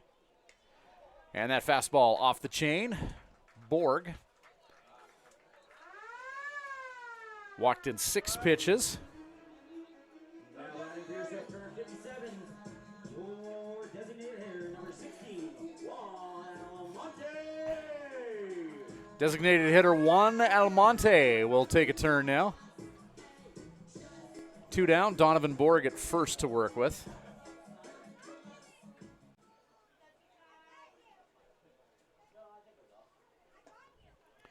Pitches outside.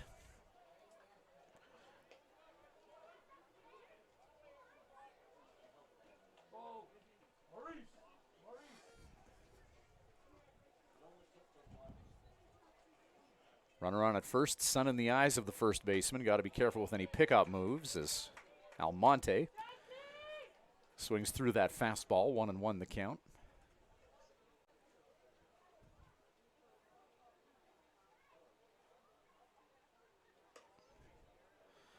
That pitch above eye level.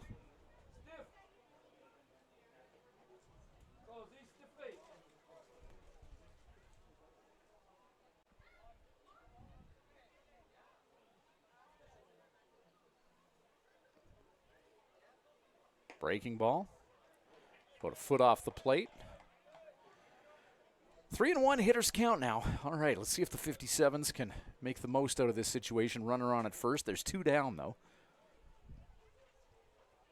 Does Swift have any 6th inning 2-out magic? Towering fly ball. Hit into shallow left. Morrow gets underneath that and makes the catch. And the 57s will strand one. Zion Palea comes in. Surrenders a walk, but leaves one stranded. Top of Sev coming up, and it's still a 6-1 lead for the Brooks Bombers here on Flow Sports.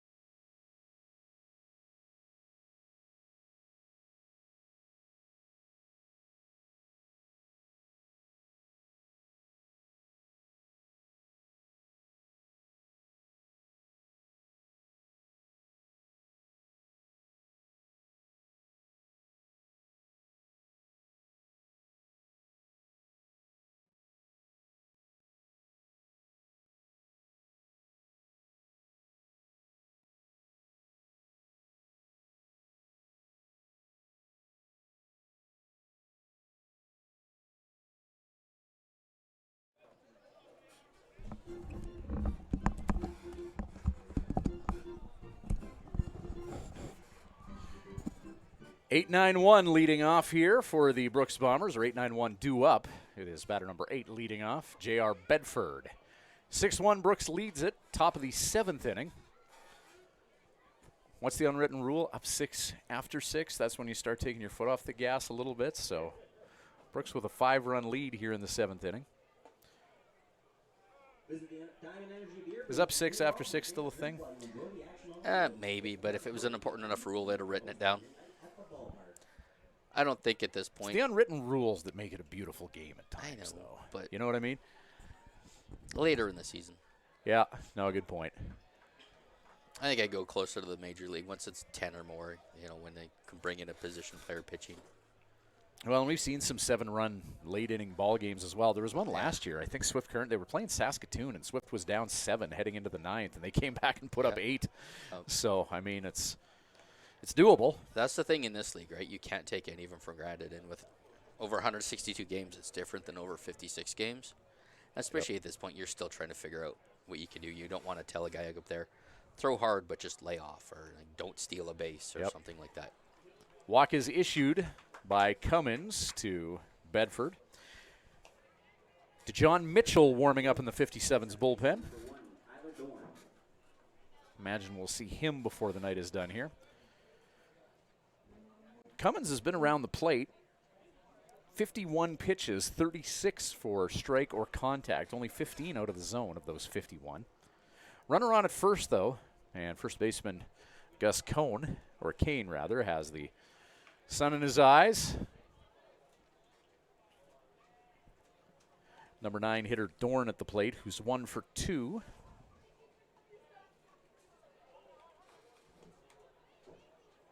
Got to think that Bedford will be a threat to steal. Yep, there he goes. And the throw is on time, on target. Oh, but he dropped the ball. And there's going to be a bit of an argument there, and here comes Rudy Estrella, 57's coach. Enriquez made the tag, but then dropped the ball after making the tag. So the umpire called him out, but then when he saw that the ball popped loose, then changed his mind and called him safe, Mike Smith. And Rudy Estrella is like, dude, you called him out. That's what he's going to argue. And I think Rudy's got a point. I think, it was in his glove. And when Enriquez was making the transition from glove to throwing hand, that's when he dropped it. But it looked like he applied the tag as he should have. You know what I mean? Yep. We'll see, though. I don't think Rudy's going to win this argument. I don't think he's going to get the call reversed. But as a coach, you can't go running out of the dugout and getting into an umpire's face over every darn thing. And I think he's got a point on this one. In any event, it's going to be a bag for Bedford and a runner in scoring position with nobody out.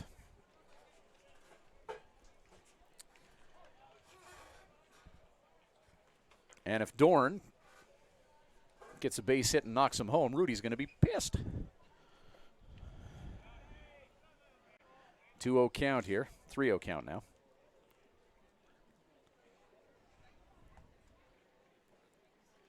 You swinging on 3-0 here, Joe? I always swing on 3-0. Let's see if Dorn does the same. Never played in the majors. Well, he takes. Makes Cummins throw him a strike, and Cummins obliges. 3-1 now.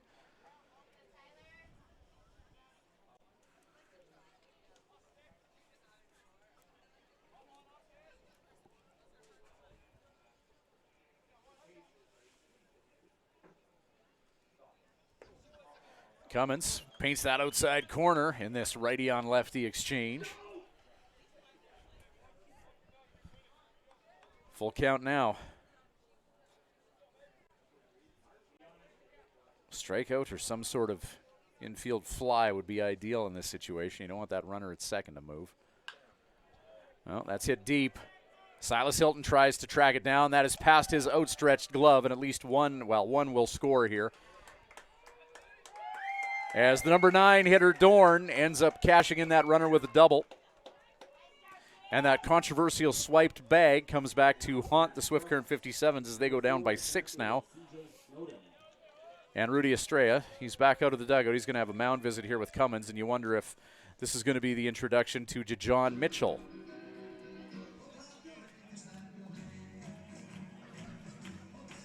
And it looks like Mitchell is making his way in from the bullpen.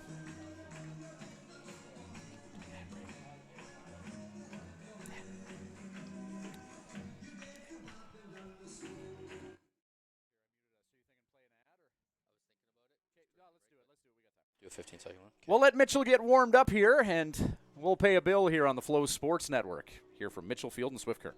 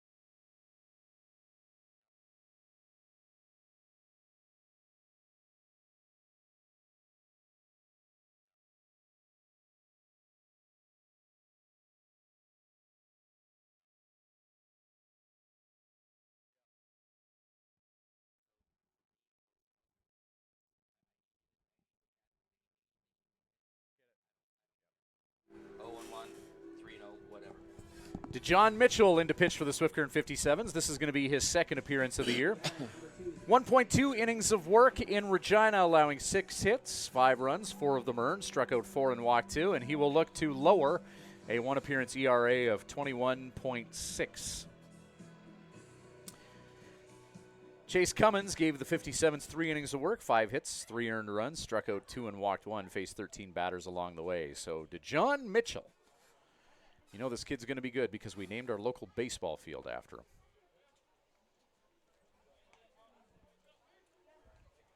Actually, that remains a mystery. Who is the Mitchell that Mitchell Field is named after? You know, if only I knew somebody worked at City Hall that could look up that information. I don't know if it's readily available at City Hall. I think there was a Swift Current Field naming committee that just kind of, and I think the city at the time was just kind of like, yeah, whatever, do what you want. Yeah. So I don't.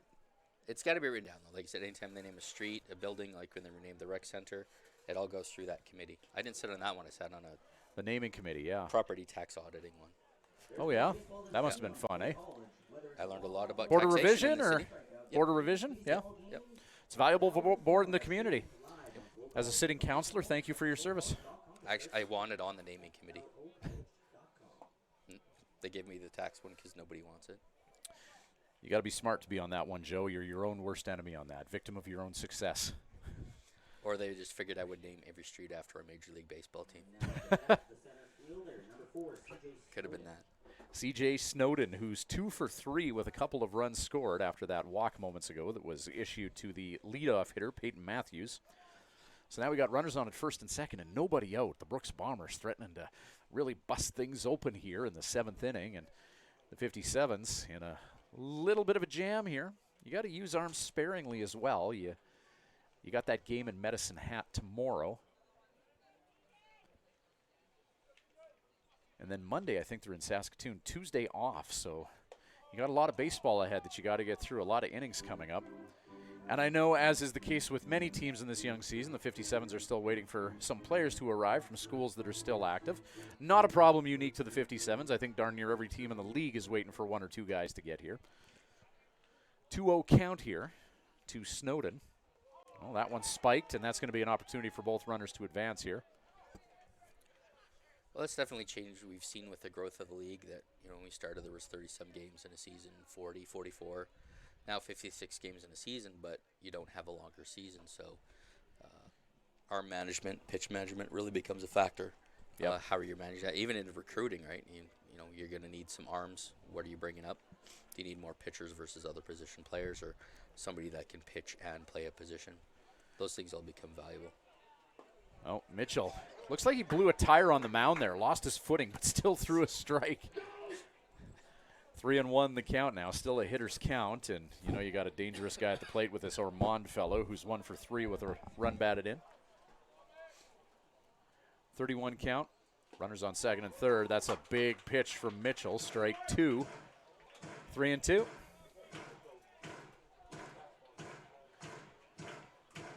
The Mitchell Field faithful trying to clap out Wyatt Ormond here.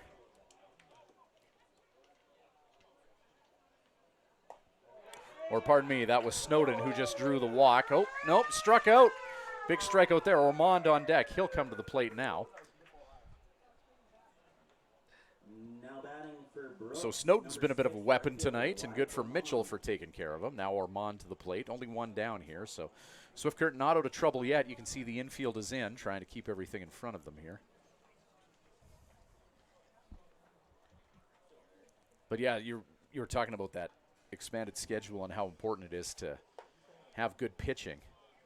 It's really become a situation with that schedule and with the number of teams in the league that it's nice if you have a bunch of guys that can, you know, hit 400-foot bombs, but the team with the most capable pitching is going to be the one that's going to hoist the trophy at the end of all this. I mean, obviously you have to have the offense there, but it's so important to have a plethora of good arms. Need guys that can eat up innings. 2-1 the count here.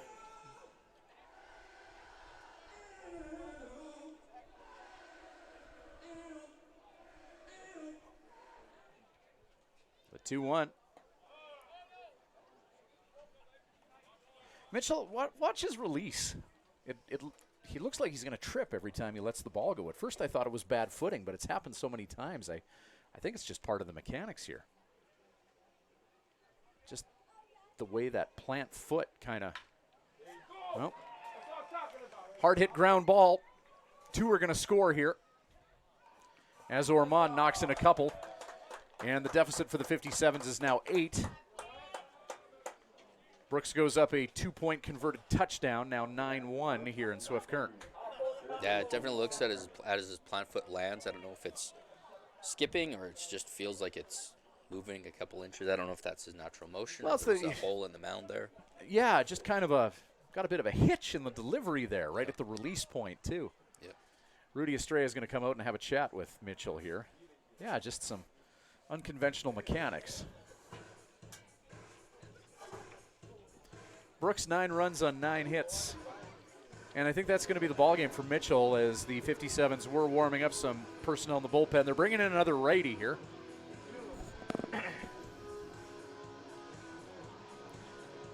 It's a confident young man whose top 2 buttons are undone, so you know he's bringing some swagger to the mound.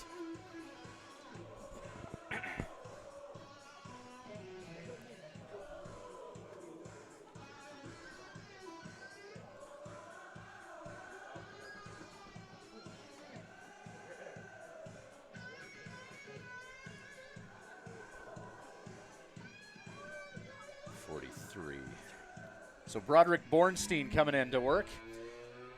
He saw some action last night in that 10-4 loss to the Medicine Hat Mavericks. Bornstein went 3 innings 24 hours ago, allowing 2 hits, 2 earned runs.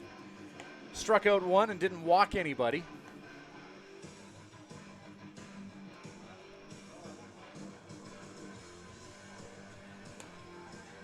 Native of Orinda, California. He was a redshirt freshman at Hawaii Pacific. Now pitching for your Swift Current 57, number 43, Roderick Bornstein.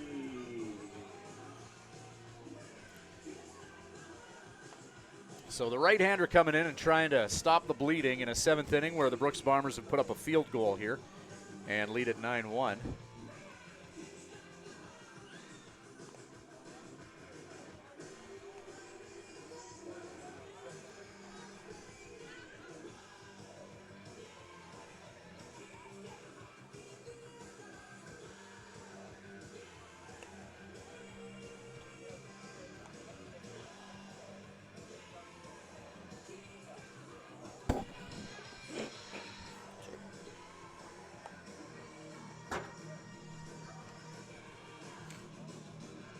So we'll have Ormond at first base.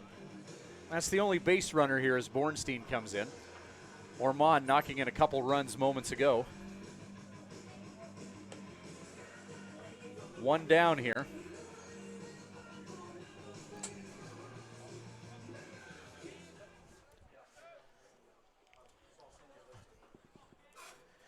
Kickstart My Heart. Great jam for getting the people hot.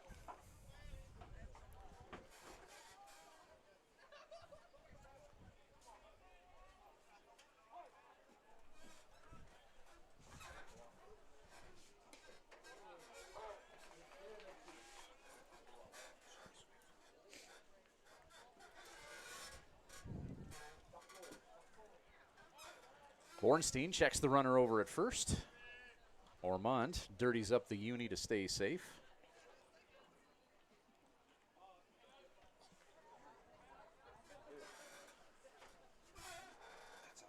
Oh yeah, I've been getting it right. Potential for 2 here. And yes, the 57s needed that one. Broderick Bornstein gives his teammates a let's go with an expletive in between let's and go. Opportune double play tune by the 57s, but the Bombers touch up the hometown team to the tune of 3 runs in that 7th inning.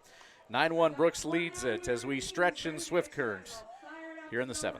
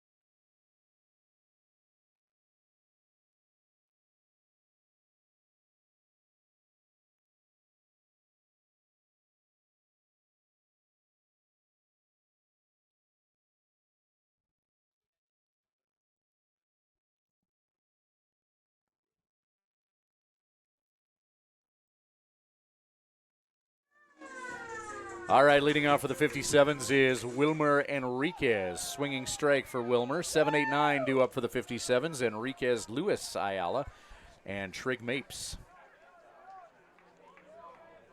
Zion Pelea, second inning of work. Walked one, struck out two of the four batters that he's faced tonight. Pelea pitching to Liam Kirsch. Kai Hopful at first base. Tyler Dorn at second. J.R. Bedford at short. Seth Recker's got a home run tonight playing third base. Outfield, you got Troy Morrow, C.J. Snowden, and Wyatt Ormond. 2-1 the count now to Enriquez. Enriquez, 2 nukes 24 hours ago. 2-home run game in the 57's home opener. His bat snaps impotently into the vacant air on that breaking ball. 2-2 the count. I am impressed by the number of adjectives you come up with the use of generative AI. Hey, ChatGPT here. There's no artificial intelligence with that one. That's straight from my unartificial brain. No artificial intelligence there. No real intelligence here.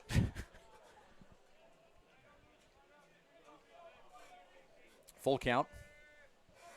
Dabbling a bit in the AI thing. I think it's got a time and place.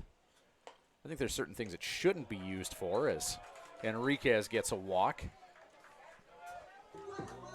Well, in my real life, I'll deal with a lot, and I can absolutely agree 100% with that statement. Unfortunately, right now, everybody's seeing, everything is a nail, and AI is the hammer. Yep. Yes. Luis Ayala. 400 batting average in this young season for Luis Ayala. Runner on at first to work with, nobody out here. Bottom of the 7th inning, 57's trail by 8. Not impossible. I would say improbable at this point, but I've seen stranger things happen. Called strike, a few umpires in the stands disagreeing with Tyler Murphy's assessment of that fastball.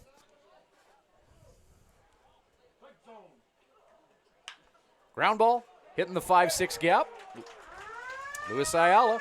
Good contribution from your number 8 hitter there, as Trig Mapes, who's 0 for 2 tonight, has a couple base runners to work with.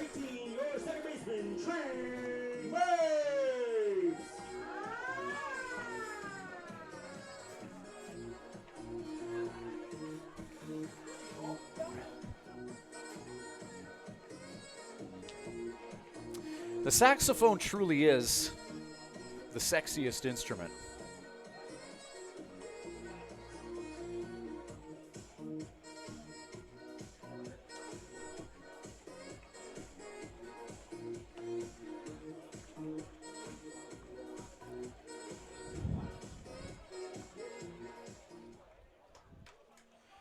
So nobody out, couple on for the 57s.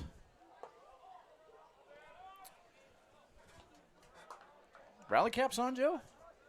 It'll happen. This is the inning. It's a breakout inning. Yep. 57's offense has been waiting for the floodgates to open. 2 games thus far. 1 run in their opener against Regina. Tough night last night. They put 4 on the board against Medicine Hat, but they got some guys that can play, but let's see. You got to think that those proverbial floodgates will open sooner or later here. 2-0 count. Pitch is up and away. 3-0 count.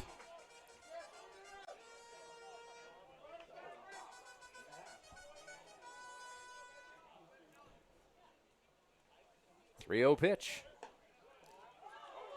Oh, fastball.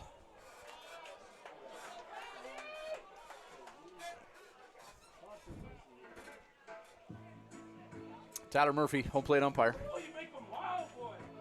He's got a better look at it than I do. 3-1 pitch. Oh, battling back in the count now is Pelea. 3-2 now. Nice little battle with the number 9 hitter here. Mapes has kept that sword sheathed. Is he going to swing away here? Oh, gets a piece of that ball and drills it over top of our broadcast location. Kids, don't forget, that's right here. 57's property, that foul ball. Bring it to our merch store or souvenir booth, and the Lewis Automotive Group is happy to pay you a little. All right, another 3-2 pitch. 7th pitch of this exchange about to be uncorked here by Pelea.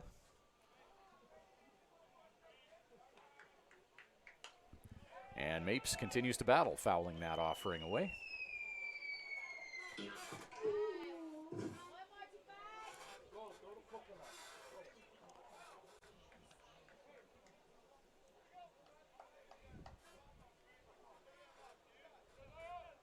Three-two. And he just misses down. It's going to load the bases. First time at home we've been in a bases loaded situation for the home team, eh? Yep. Number 25, 53 games from now, you're going to look back on this inning and go, this is where they turned it This around. is where it happened. Yep. Well, Sax juiced and nobody down, top of the order.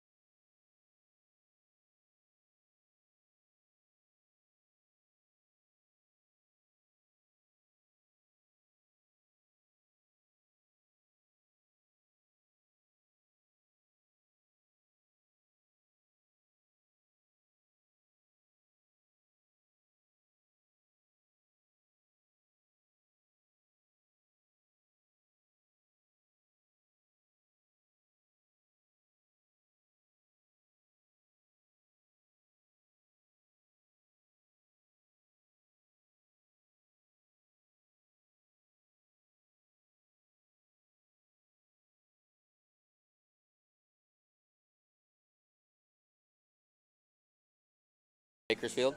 I have not walked the streets of Bakersfield. You know, there is a, well, I don't know if you can call him a Swift Current 57's alumni because he played for the team under a different name, but Kelly Haraska, you know, a fabled guy in Swift Current baseball folklore, originally from Regina, but played his summer ball in Swift Current. And he's a Regina guy, but he actually ended up residing in Brooks.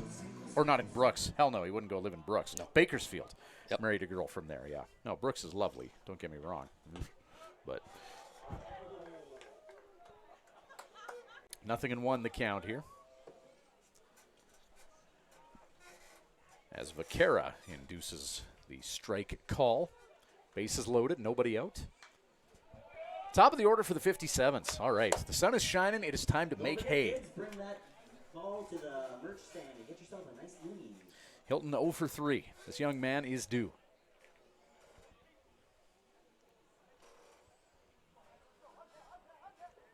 Enriquez, Ayala, and Mapes all on base here. As that ball's fouled off, nothing in 2 the count here. Vaquera trying to come in and clean up a bit of a mess here. Gus Kane on deck, who's 1 for 3 in this contest, and .333 on the year.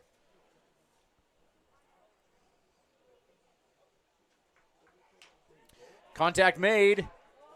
And into the glove of the first baseman. They try to double things up at second, not in time, but Kai Hopful manages to use every inch of his about 6-foot frame to make that catch. Number 32, your first baseman, Gus Kane. Oh, I thought that one was just going to bleed through over there, Joe. That was Scored close. 2 for sure. Oh, man.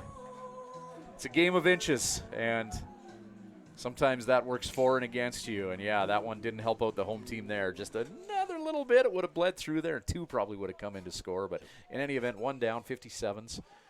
Still with an opportunity to get some runs. Brooks not out of the woods yet as that one hops away from the catcher, that breaking ball. But Kirsch is able to get a fine beat on it before Enriquez was able to opportunistically gallop home. 1-0 count.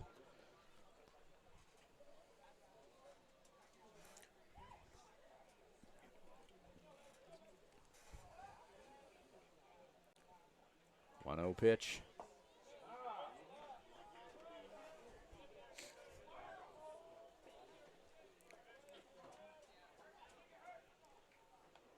Bit of a hitter's count here. Lefty on lefty matchup here. Haven't seen a ton of that. That's hit deep by Kane. Hit to the outfielder. They're going to be able to get to it in time. Snowden makes the catch. Runner tags up and comes in to score. So Gus Kane, sac fly, RBI, deep to center field, puts a run on the board as Enriquez comes in from third base. And the deficit now is just a converted touchdown as Jose Ayala, who's 0 for 3, he's due. Got runners on the corners for Jose to work with here. Runner on at first is Mapes, the first baseman.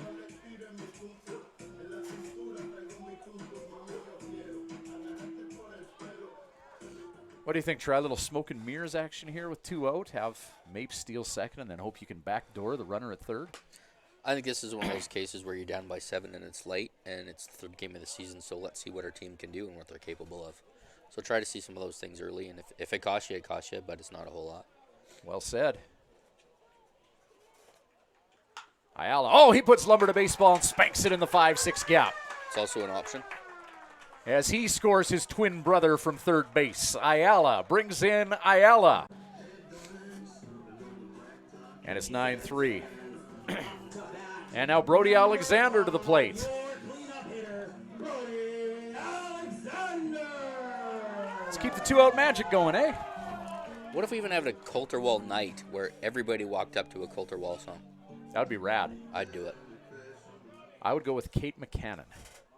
That'd be my Coulter Wall jam. Oh, yeah. If it were me. He's got some good ones, though.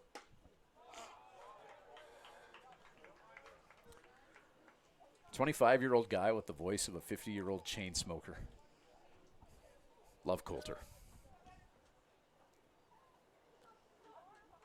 Oh, did that get him? Close. I thought that might have hit Alexander in that elbow paraphernalia.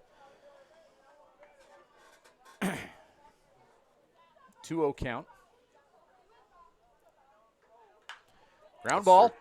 And that is through the infield. Runner's going to come in to score here. And the deficit is now 5 as Trig Mapes gallops home from second base. And the 57s get a crooked number on the scoreboard here. In the 5th position, number 3, Donovan Borg.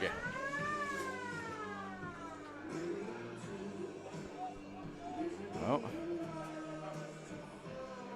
So I think that's where, that 6 after 6 rule, sometimes right. You got to throw it away because you can get 3 more and the team will come back with 3, 4, 5 right on you. So.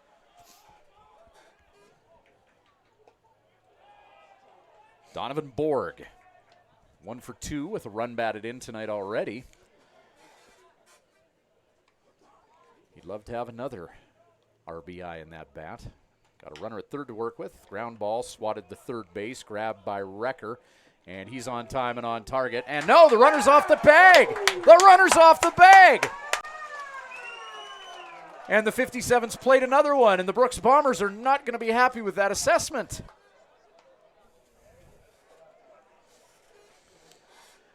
So 5-3. Looked like they had Borg at first. But no. 57s now with a 4-run 7th inning. And they trail by 4.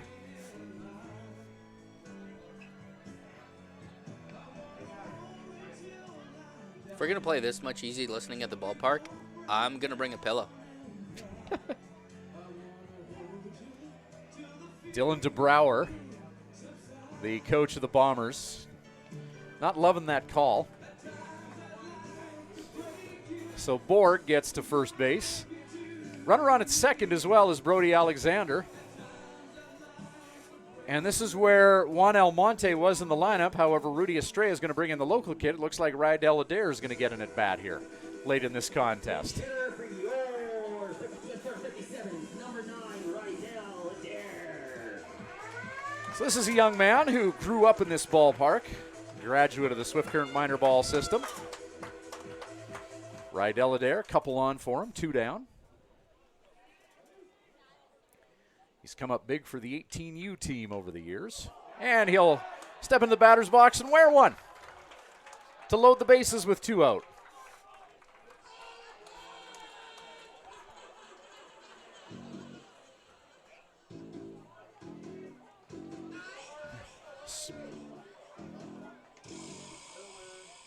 So Wilmer Enriquez now to the plate. Number 30, the shortstop, Wilmer Enriquez.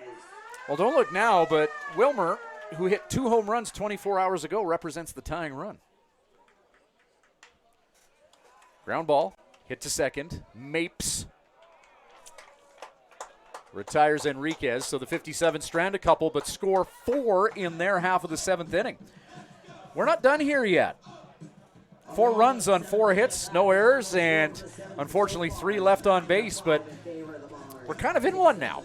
Top of the 8th coming up, 9-5. The Brooks Bombers leads it here on Flow Sports Live.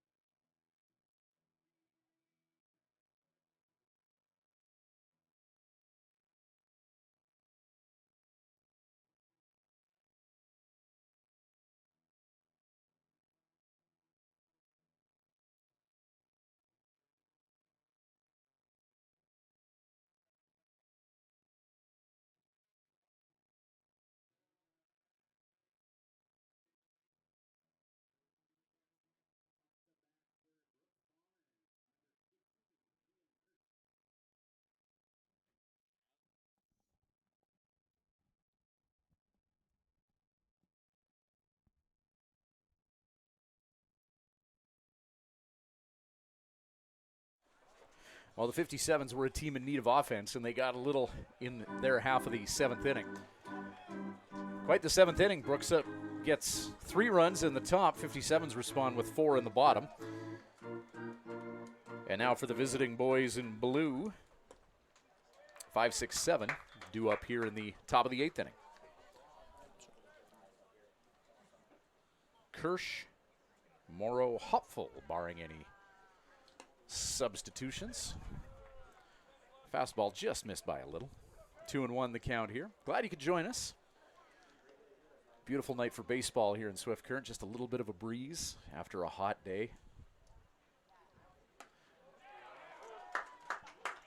We'll take the win because it keeps the mosquitoes at bay. Yeah, this is nice. Pastel-colored sky in the background. On our license plates in Saskatchewan, it says Land of the Living Skies.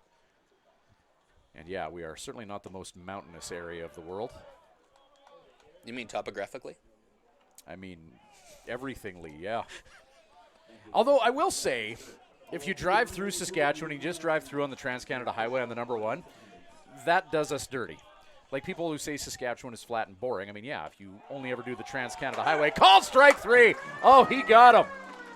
Kirsch caught looking and a strikeout for Broderick Bornstein. But anyway, finishing that thought, if you just drive through the number 1 highway, the Trans-Canada Highway, it's flat and boring along there. That's obviously the terrain they chose to build a highway on. But if you go a half hour either way, you get beautiful lakes, you get rolling hills, you get scenic valleys, you know. It's, you know, we're not mountain peaks all purple and majestic, but, you know, Saskatchewan, we're kind of that Kevin Costner of provinces, you know, ruggedly handsome. 2 or 3 hours north here, you're into some beautiful hilly forested areas. Oh, yeah, for sure. And, you know, you get a – and one thing I'm looking forward to doing on 57's off days is I haven't really been much of a tourist in Saskatchewan in my life, but, you know, you get up north, like north of Prince Albert, you get waterfalls and such. Like, it's truly a beautiful province that we live in that is underrated for its beauty. And as a hiker, you'd find some really nice hiking trails up there. There's a Oh, lot yeah. of fly and fishing camps. Oh, for sure. Winter. Beautiful place to get some steps in. Nothing in 2 the count here. Can Broderick Bornstein go back-to-back strikeouts here? Troy Morrow is at the plate. He is 0 for 3, striking out twice tonight. Let's see if Bornstein has his number. The 1-2 pitch with 1 down. Nope. Not that pitch. Kai Hopful, the native of Corona, California, on deck.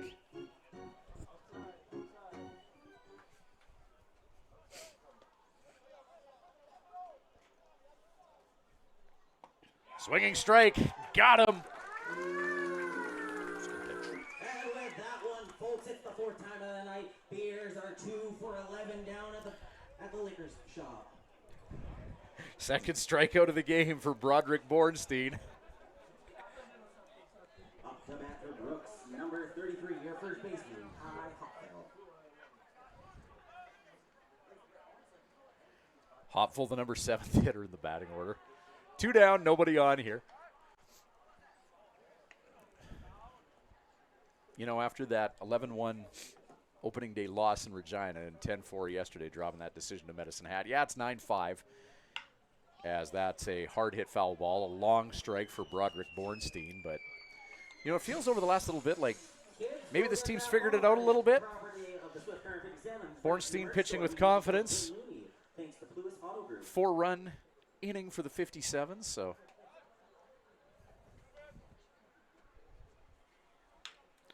oh, that's another foul ball down the third base line.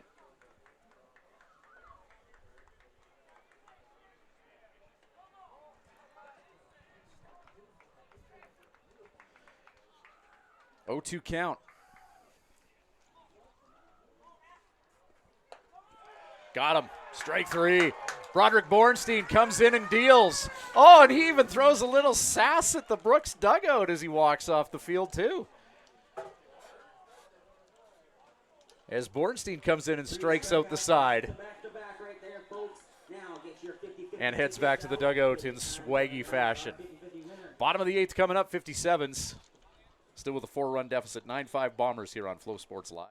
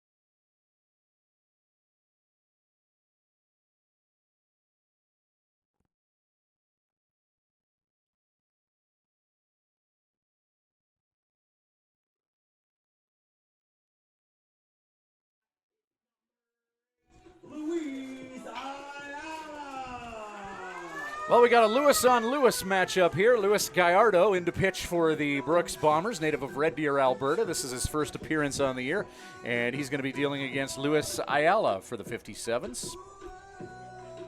Swift Current 8-9-1 in their batting order due up here in the bottom of the 8th inning. Swift trails by 4.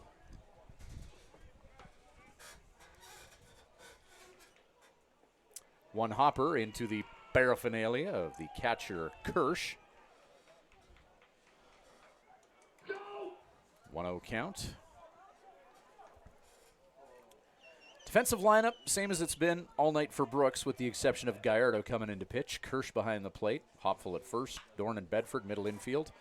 Bedford. Nice attempt. Oh, that one was in his glove and then snuck out of his glove. Well hit ball. We'll give him a hit. Seth Recker at third base. Morrow, Snowden, and Ormond is the outfield.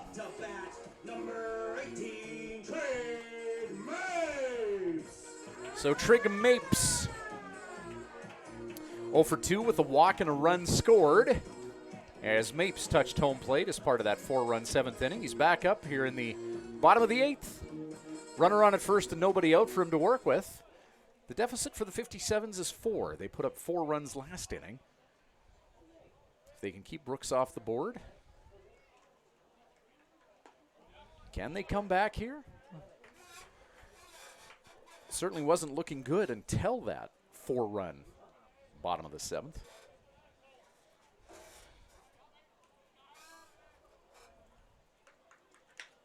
Ground ball. Oh, potential for 2 here. 6-4. And, well, that'll change the complexion of things.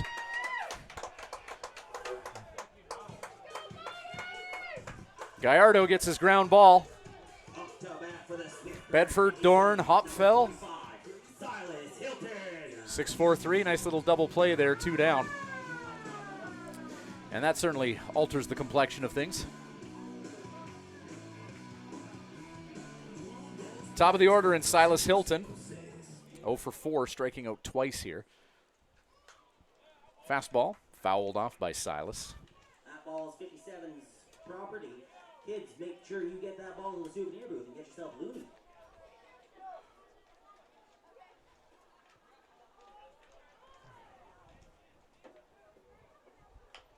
Ground ball. Oh, the swinging bunt. Oh. He was off the bag, but then they ended up applying the tag. So the 57's in their half of the 8th inning.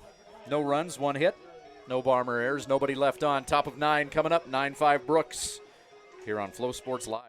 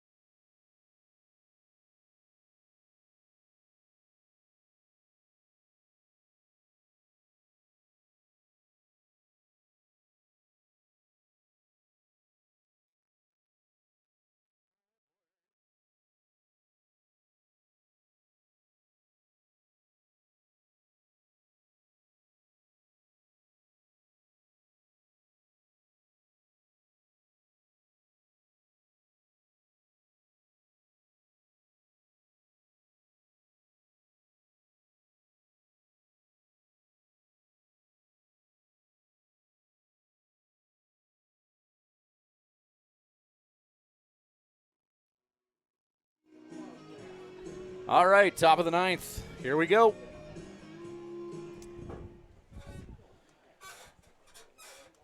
Brooks in their batting order. 8-9-1 due up here. Broderick Bornstein continuing to work for the 57's. Broderick, 1 2/3 innings of work, striking out 3 of the 4 batters that he faced, including striking out the side in the top of the 8th inning. He looked at Brooks' dugout on the way off the field and gave them a 1-2-3 as well. So Bornstein, a reliever with a little bit of swag in his game.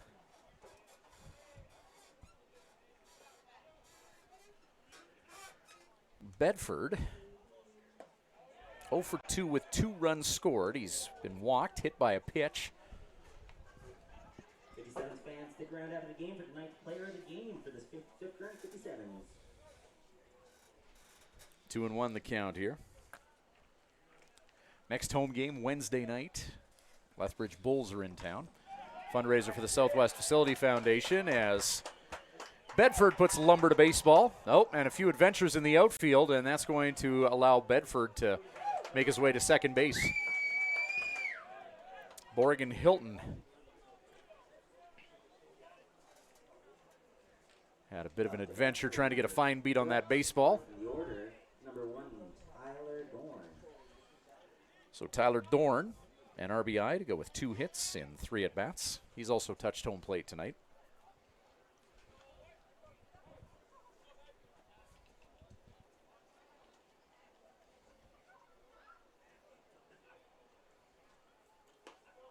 Fastball from Bornstein paints the outside corner in this righty on lefty encounter.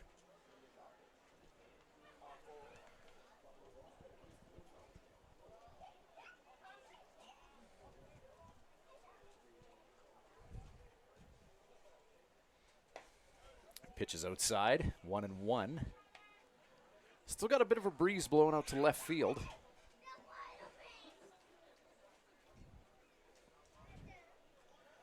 Couldn't ask for a better night for a ball game tonight, though. Man. Oh. Bedford on the mind of Bornstein.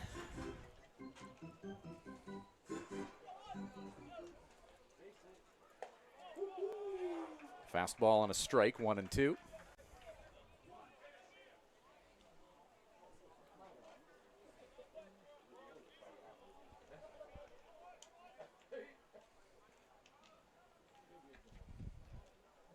One-two pitch. That's fouled off.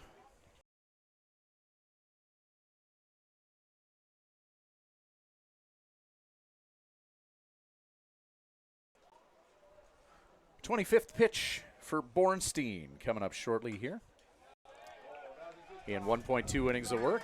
Fouled into the backstop screen. Dorn battling.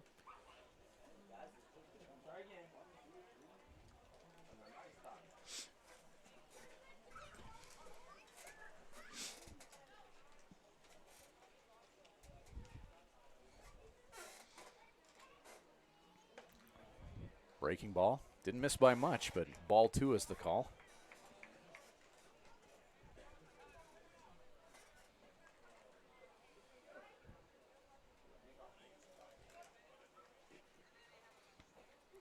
Two, fouled off. We got a battle here between Bornstein and the number 9 hitter Dorn.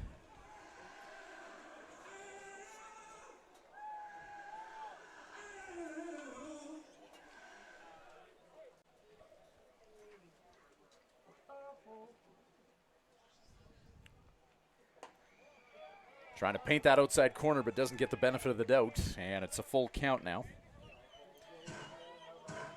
Medicine Hat tomorrow, Saskatoon on Monday, Tuesday off, and then Wednesday back here at Mitchell Field. The 3-2 pitch. With nobody out and 1 on. Got him! Caught him looking. Strike 3. Good battle there between Bornstein and Dorn. And it's another strikeout for Broderick Bornstein. First strikeout of the inning. Up to bat, the DH for Brooks. Number 2, Peyton Matthews. Peyton Matthews, leadoff hitter, now digs in. Looking around the league, final from Next Gen Field in Saskatoon earlier today. The Saskatoon Berries beating the Regina Red Sox 9-3. Top of the 7th inning, the Energy City Cactus Rats. That's the new name for the team formerly known as the Edmonton Prospects. Cactus Rats leading the Okotoks Dogs 4-3 in Okotoks. And the Medicine Hat Mavericks, that offense just keeps a humming in the hat. 15-6, the Mavs leading the Lethbridge Bulls in the bottom of the 7th. And the Weyburn Beavers leading the Moose Jaw Miller Express 18-8 in the top of the 7th. No shortage of offense around the league. 1 down here, runner on at second base.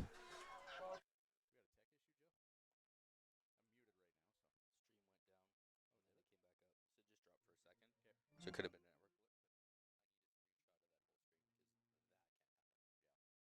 That's the outfield.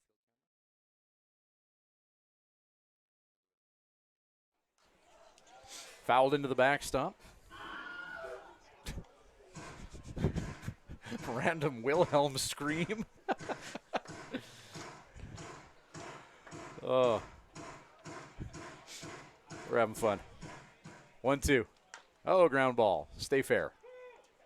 Nope. Mapes gobbled it up, but a couple inches on the wrong side of the chalk line there.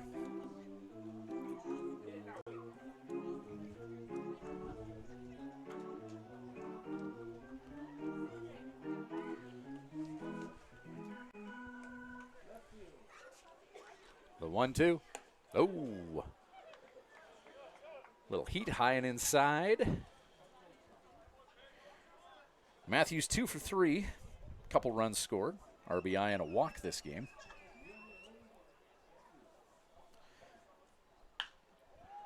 That's a foul ball. Hit into the acres of foul territory here at Mitchell Field.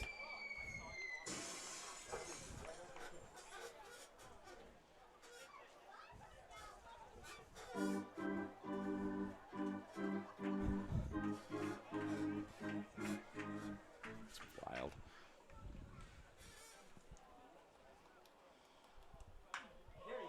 Fly ball, left field, hit back. Bombs away for Brooks. Peyton Matthews.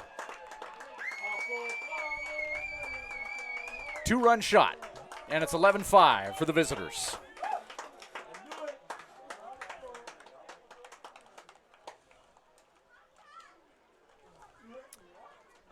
A wop babaloo bob, a wop bamboo.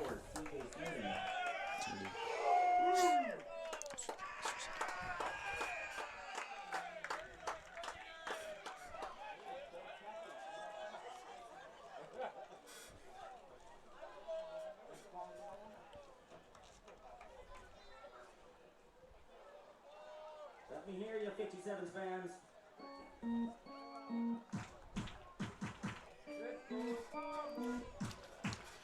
CJ Snowden, who's 2 for 4 with a couple runs scored. 429 average on the year, too. Swinging a strike for Snowden. Nothing in 1 the count. 1 away here.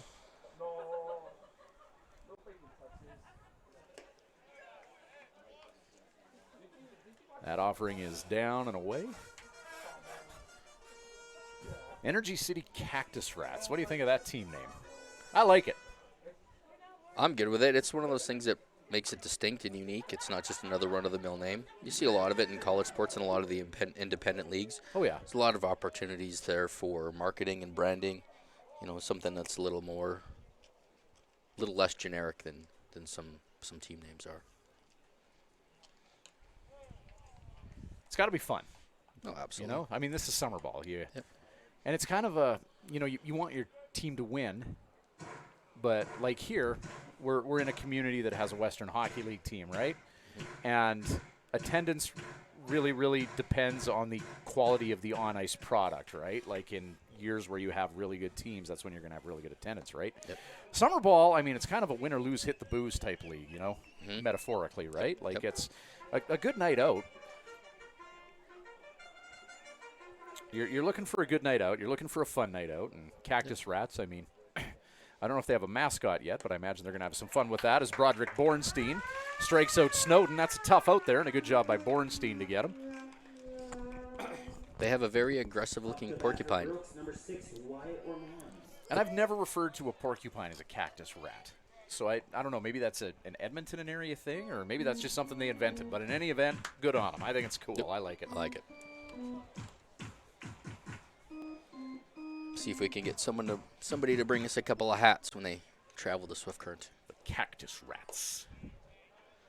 Cactus Rats doing what not many teams have been able to do, and that's take a lead in Okotoks. Top of the 7th. They're leading 4-3. Jordan Blundell, coach of the Cactus Rats, actually played a season in Swift back in the day. 1-1 the count. He did. Oh, 9, I want to say. Oh, sheesh. Ormond. That was a no-doubter.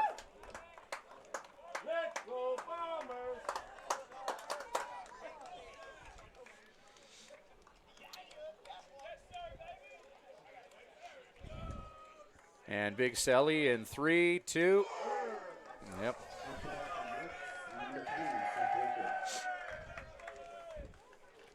They've been able to do that a few times tonight. 12-5. Brooks gets their converted touchdown lead back. Wyatt Ormond. And now Seth Recker, number 4 hitter in the batting order, steps up to the plate. Recker has a home run tonight as well. There's some pop in the lineup of this Brooks team. I was going to say, they keep hitting like that, there's going to be a lot of fights over who's going to win the West. Well, and there's a well-hit line drive up the middle, base hit for Recker. And Brooks, it's a fun ballpark to go watch a game in. You know, it's small. They got a good sound system there. They pump the tunes. They have some nice craft beers there, which I always enjoy when I visit ballparks. But their park is so small there too, like a 290 in the corners and maybe like 350 to 380 in straightaway center field. So you have guys that hit so well in a smaller ballpark. Yep. There's going to be some track meets in Brooks this year. Yep. I think there was just an absurd game last year where the wind was blowing at like 50 kilometers an hour out to center field in Brooks. It was Brooks and Lethbridge, and I literally think it was a game where like the final score was like 30-something to 20-something, like 60 runs between the two teams. I'm not making it up. I can't remember the exact score. I wish I could. Look it up from last year. But yeah. Oh, Halfway through, they're off. running down to Sport Check to grab some more bit cases of baseballs. Well, hopefully in Brooks, the kids bring them back for a loonie.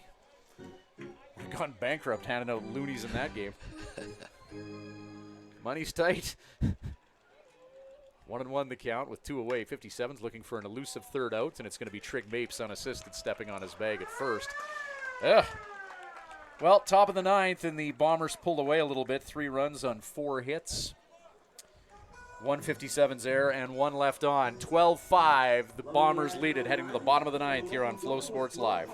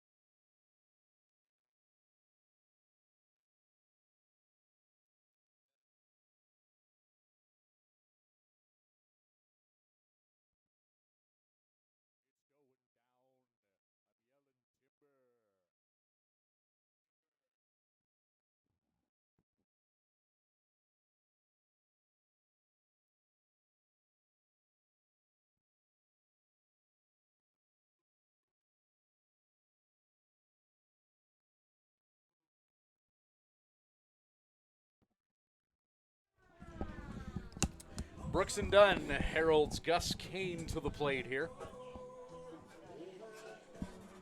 Well, that 3-run 9th for Brooks kind of took a little bit of swagger out of things here.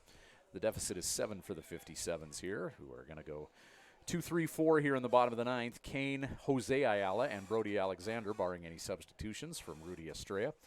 0-1 the count.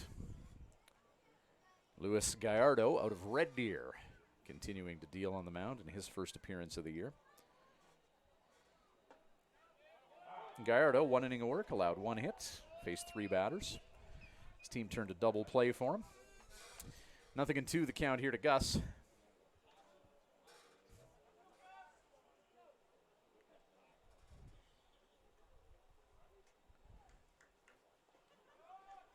Pitch is in the dirt.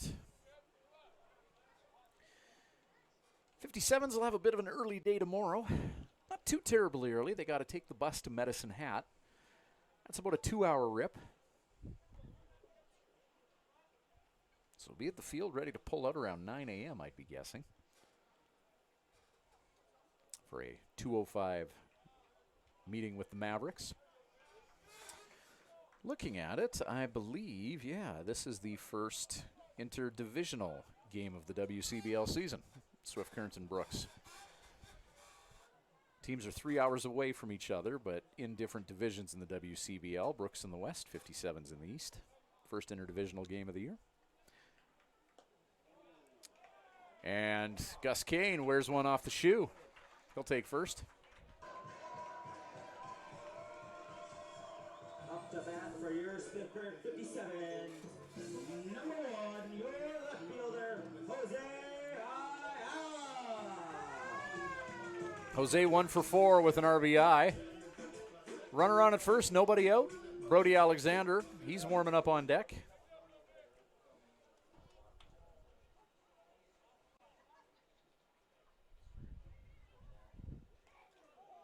And that one comes close. Oh, that got him too, yeah. Thought it was close, but back-to-back hit batsmen have a couple ducks on the pond for the 57s as Coulter Wall brings Brody Alexander to the plate. Your third baseman, Brody Alexander.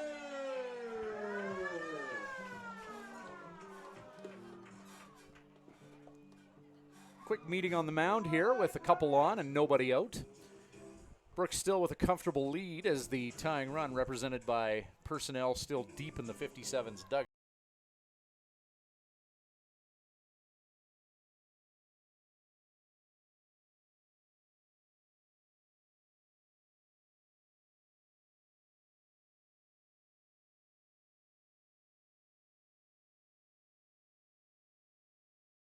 Is this George Michael or is this Wham? No, that's Wham. You're right. Good call. Sheesh, I'm the next music radio, or I'm the ex-music radio DJ here, and you caught that one. Good job, Joe. Child of the 80s, born in the 70s. You and me both, brother. Stuck in the 90s. Gen X, baby.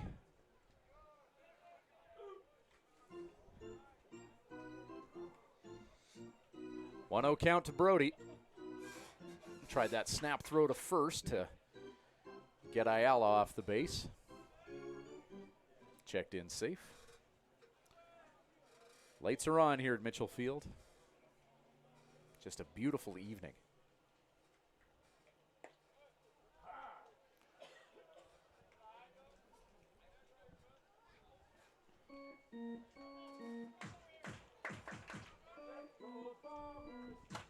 Nights like this is why we do it. Just a beautiful night at the ballpark.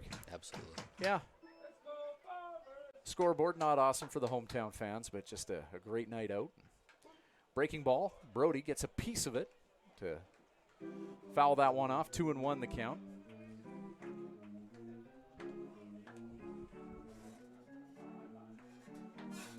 Sorry.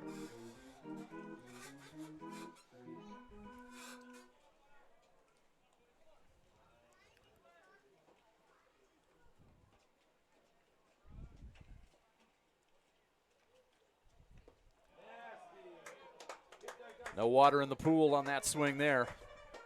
I think Brody was sitting on fastball and got dealt a bit of a change there. 2-2.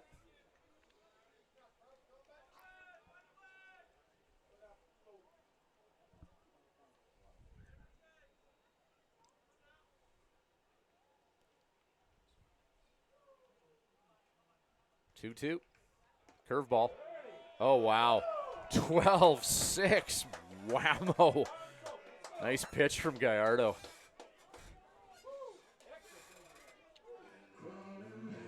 That curveball was nasty. That had a lot of movement. You needed a yardstick to measure that. Oh.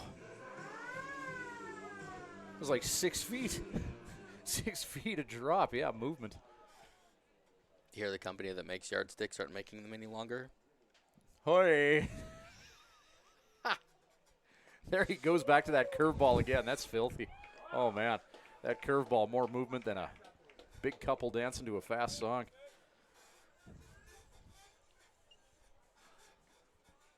Nothing in one the count here.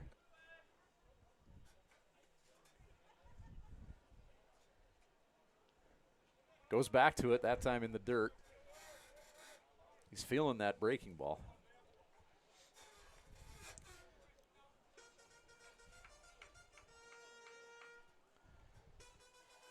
Brooks Bombers trying to put away the 57s here in the bottom of the ninth. 1 down, 2 on. Rydell Adair is on deck.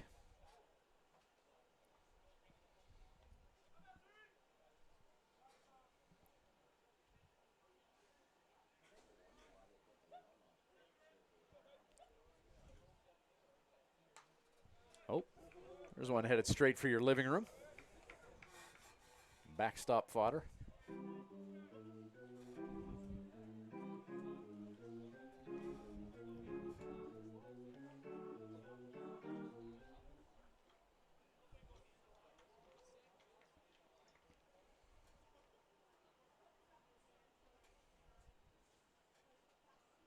The 1-2.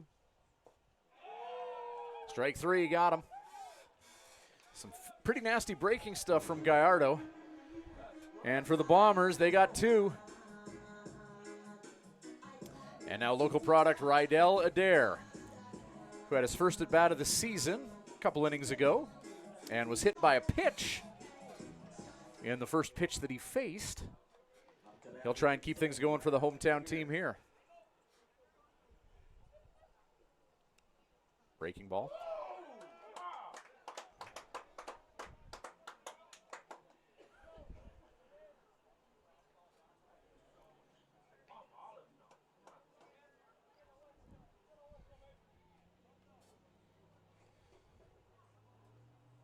The 0-1. Adair fouls that off.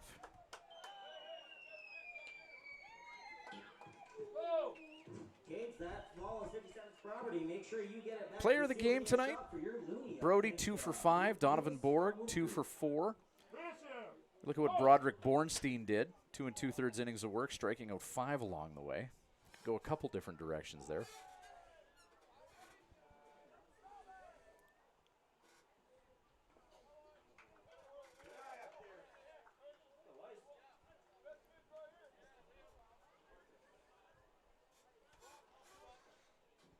Could be the PA announcer doing his first game in the WCBL ever.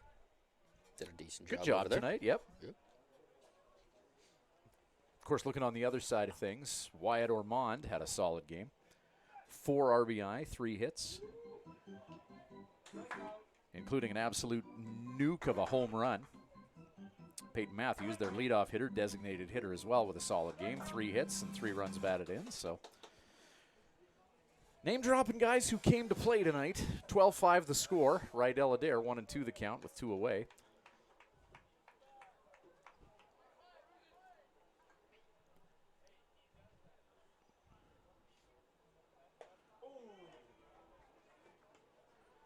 That pitch is up.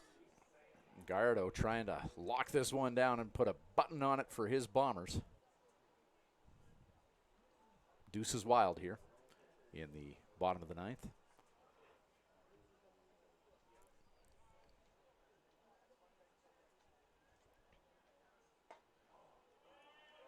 Fastball out. Full count here. Here we go.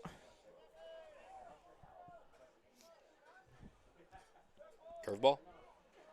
Whew, if I'm Gallardo, I've had some luck with it. I mean, it's a fastball type count, but yeah, I'm looking at spinning that curveball. Nope. Goes to the heat and misses outside. Maybe he should have.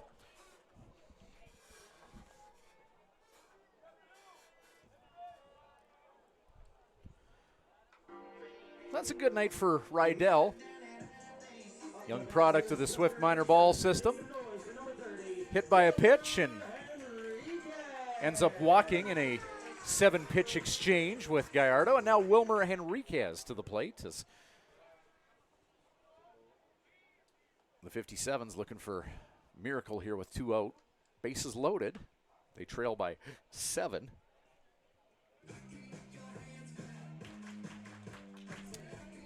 Wilmer 0 for 3 with a run scored. He got on base via a walk.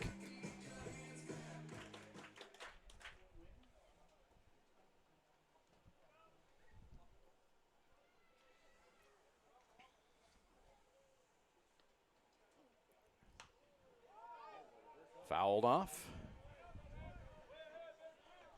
That ball sent into the night.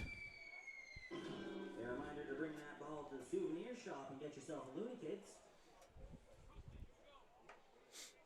Yeah, I like the public address announcer's effort tonight. First game. Ryder, confident young man.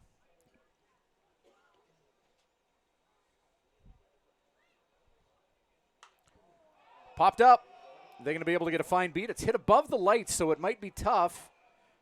And the shortstop is underneath that. Bedford makes the catch. The 57s are going to strand 3 here in the bottom of the 9th and drop a 12-5 decision to the Brooks Bombers. Nice little positive there as they had that 4-run 7th inning, but just couldn't get anything more on the scoreboard after that. The 57s will head to Medicine Hat tomorrow for a 2:05 game with the Medicine Hat Mavericks from Athletic Park. That game, of course, will be on the Flow Sports app. Tune into that, and then Monday night in Saskatoon, taking on the Saskatoon Berries. Tuesday off, and then we're going to be here Wednesday for Pack the Park night in support of the Southwest Facility Foundation. Looking forward to talking to you then. Between now and Wednesday, best of luck to the 57s on the road in Medicine Hat and Saskatoon, and we'll talk to you Wednesday from Mitchell Field. On behalf of Joe Collinson, running IT, tech support, the scoreboard, and also a little color commentary tonight, you are multitasked and spectacular, Joe. It's the face for radio, Ryan Schweitzer, saying good night from Mitchell Field.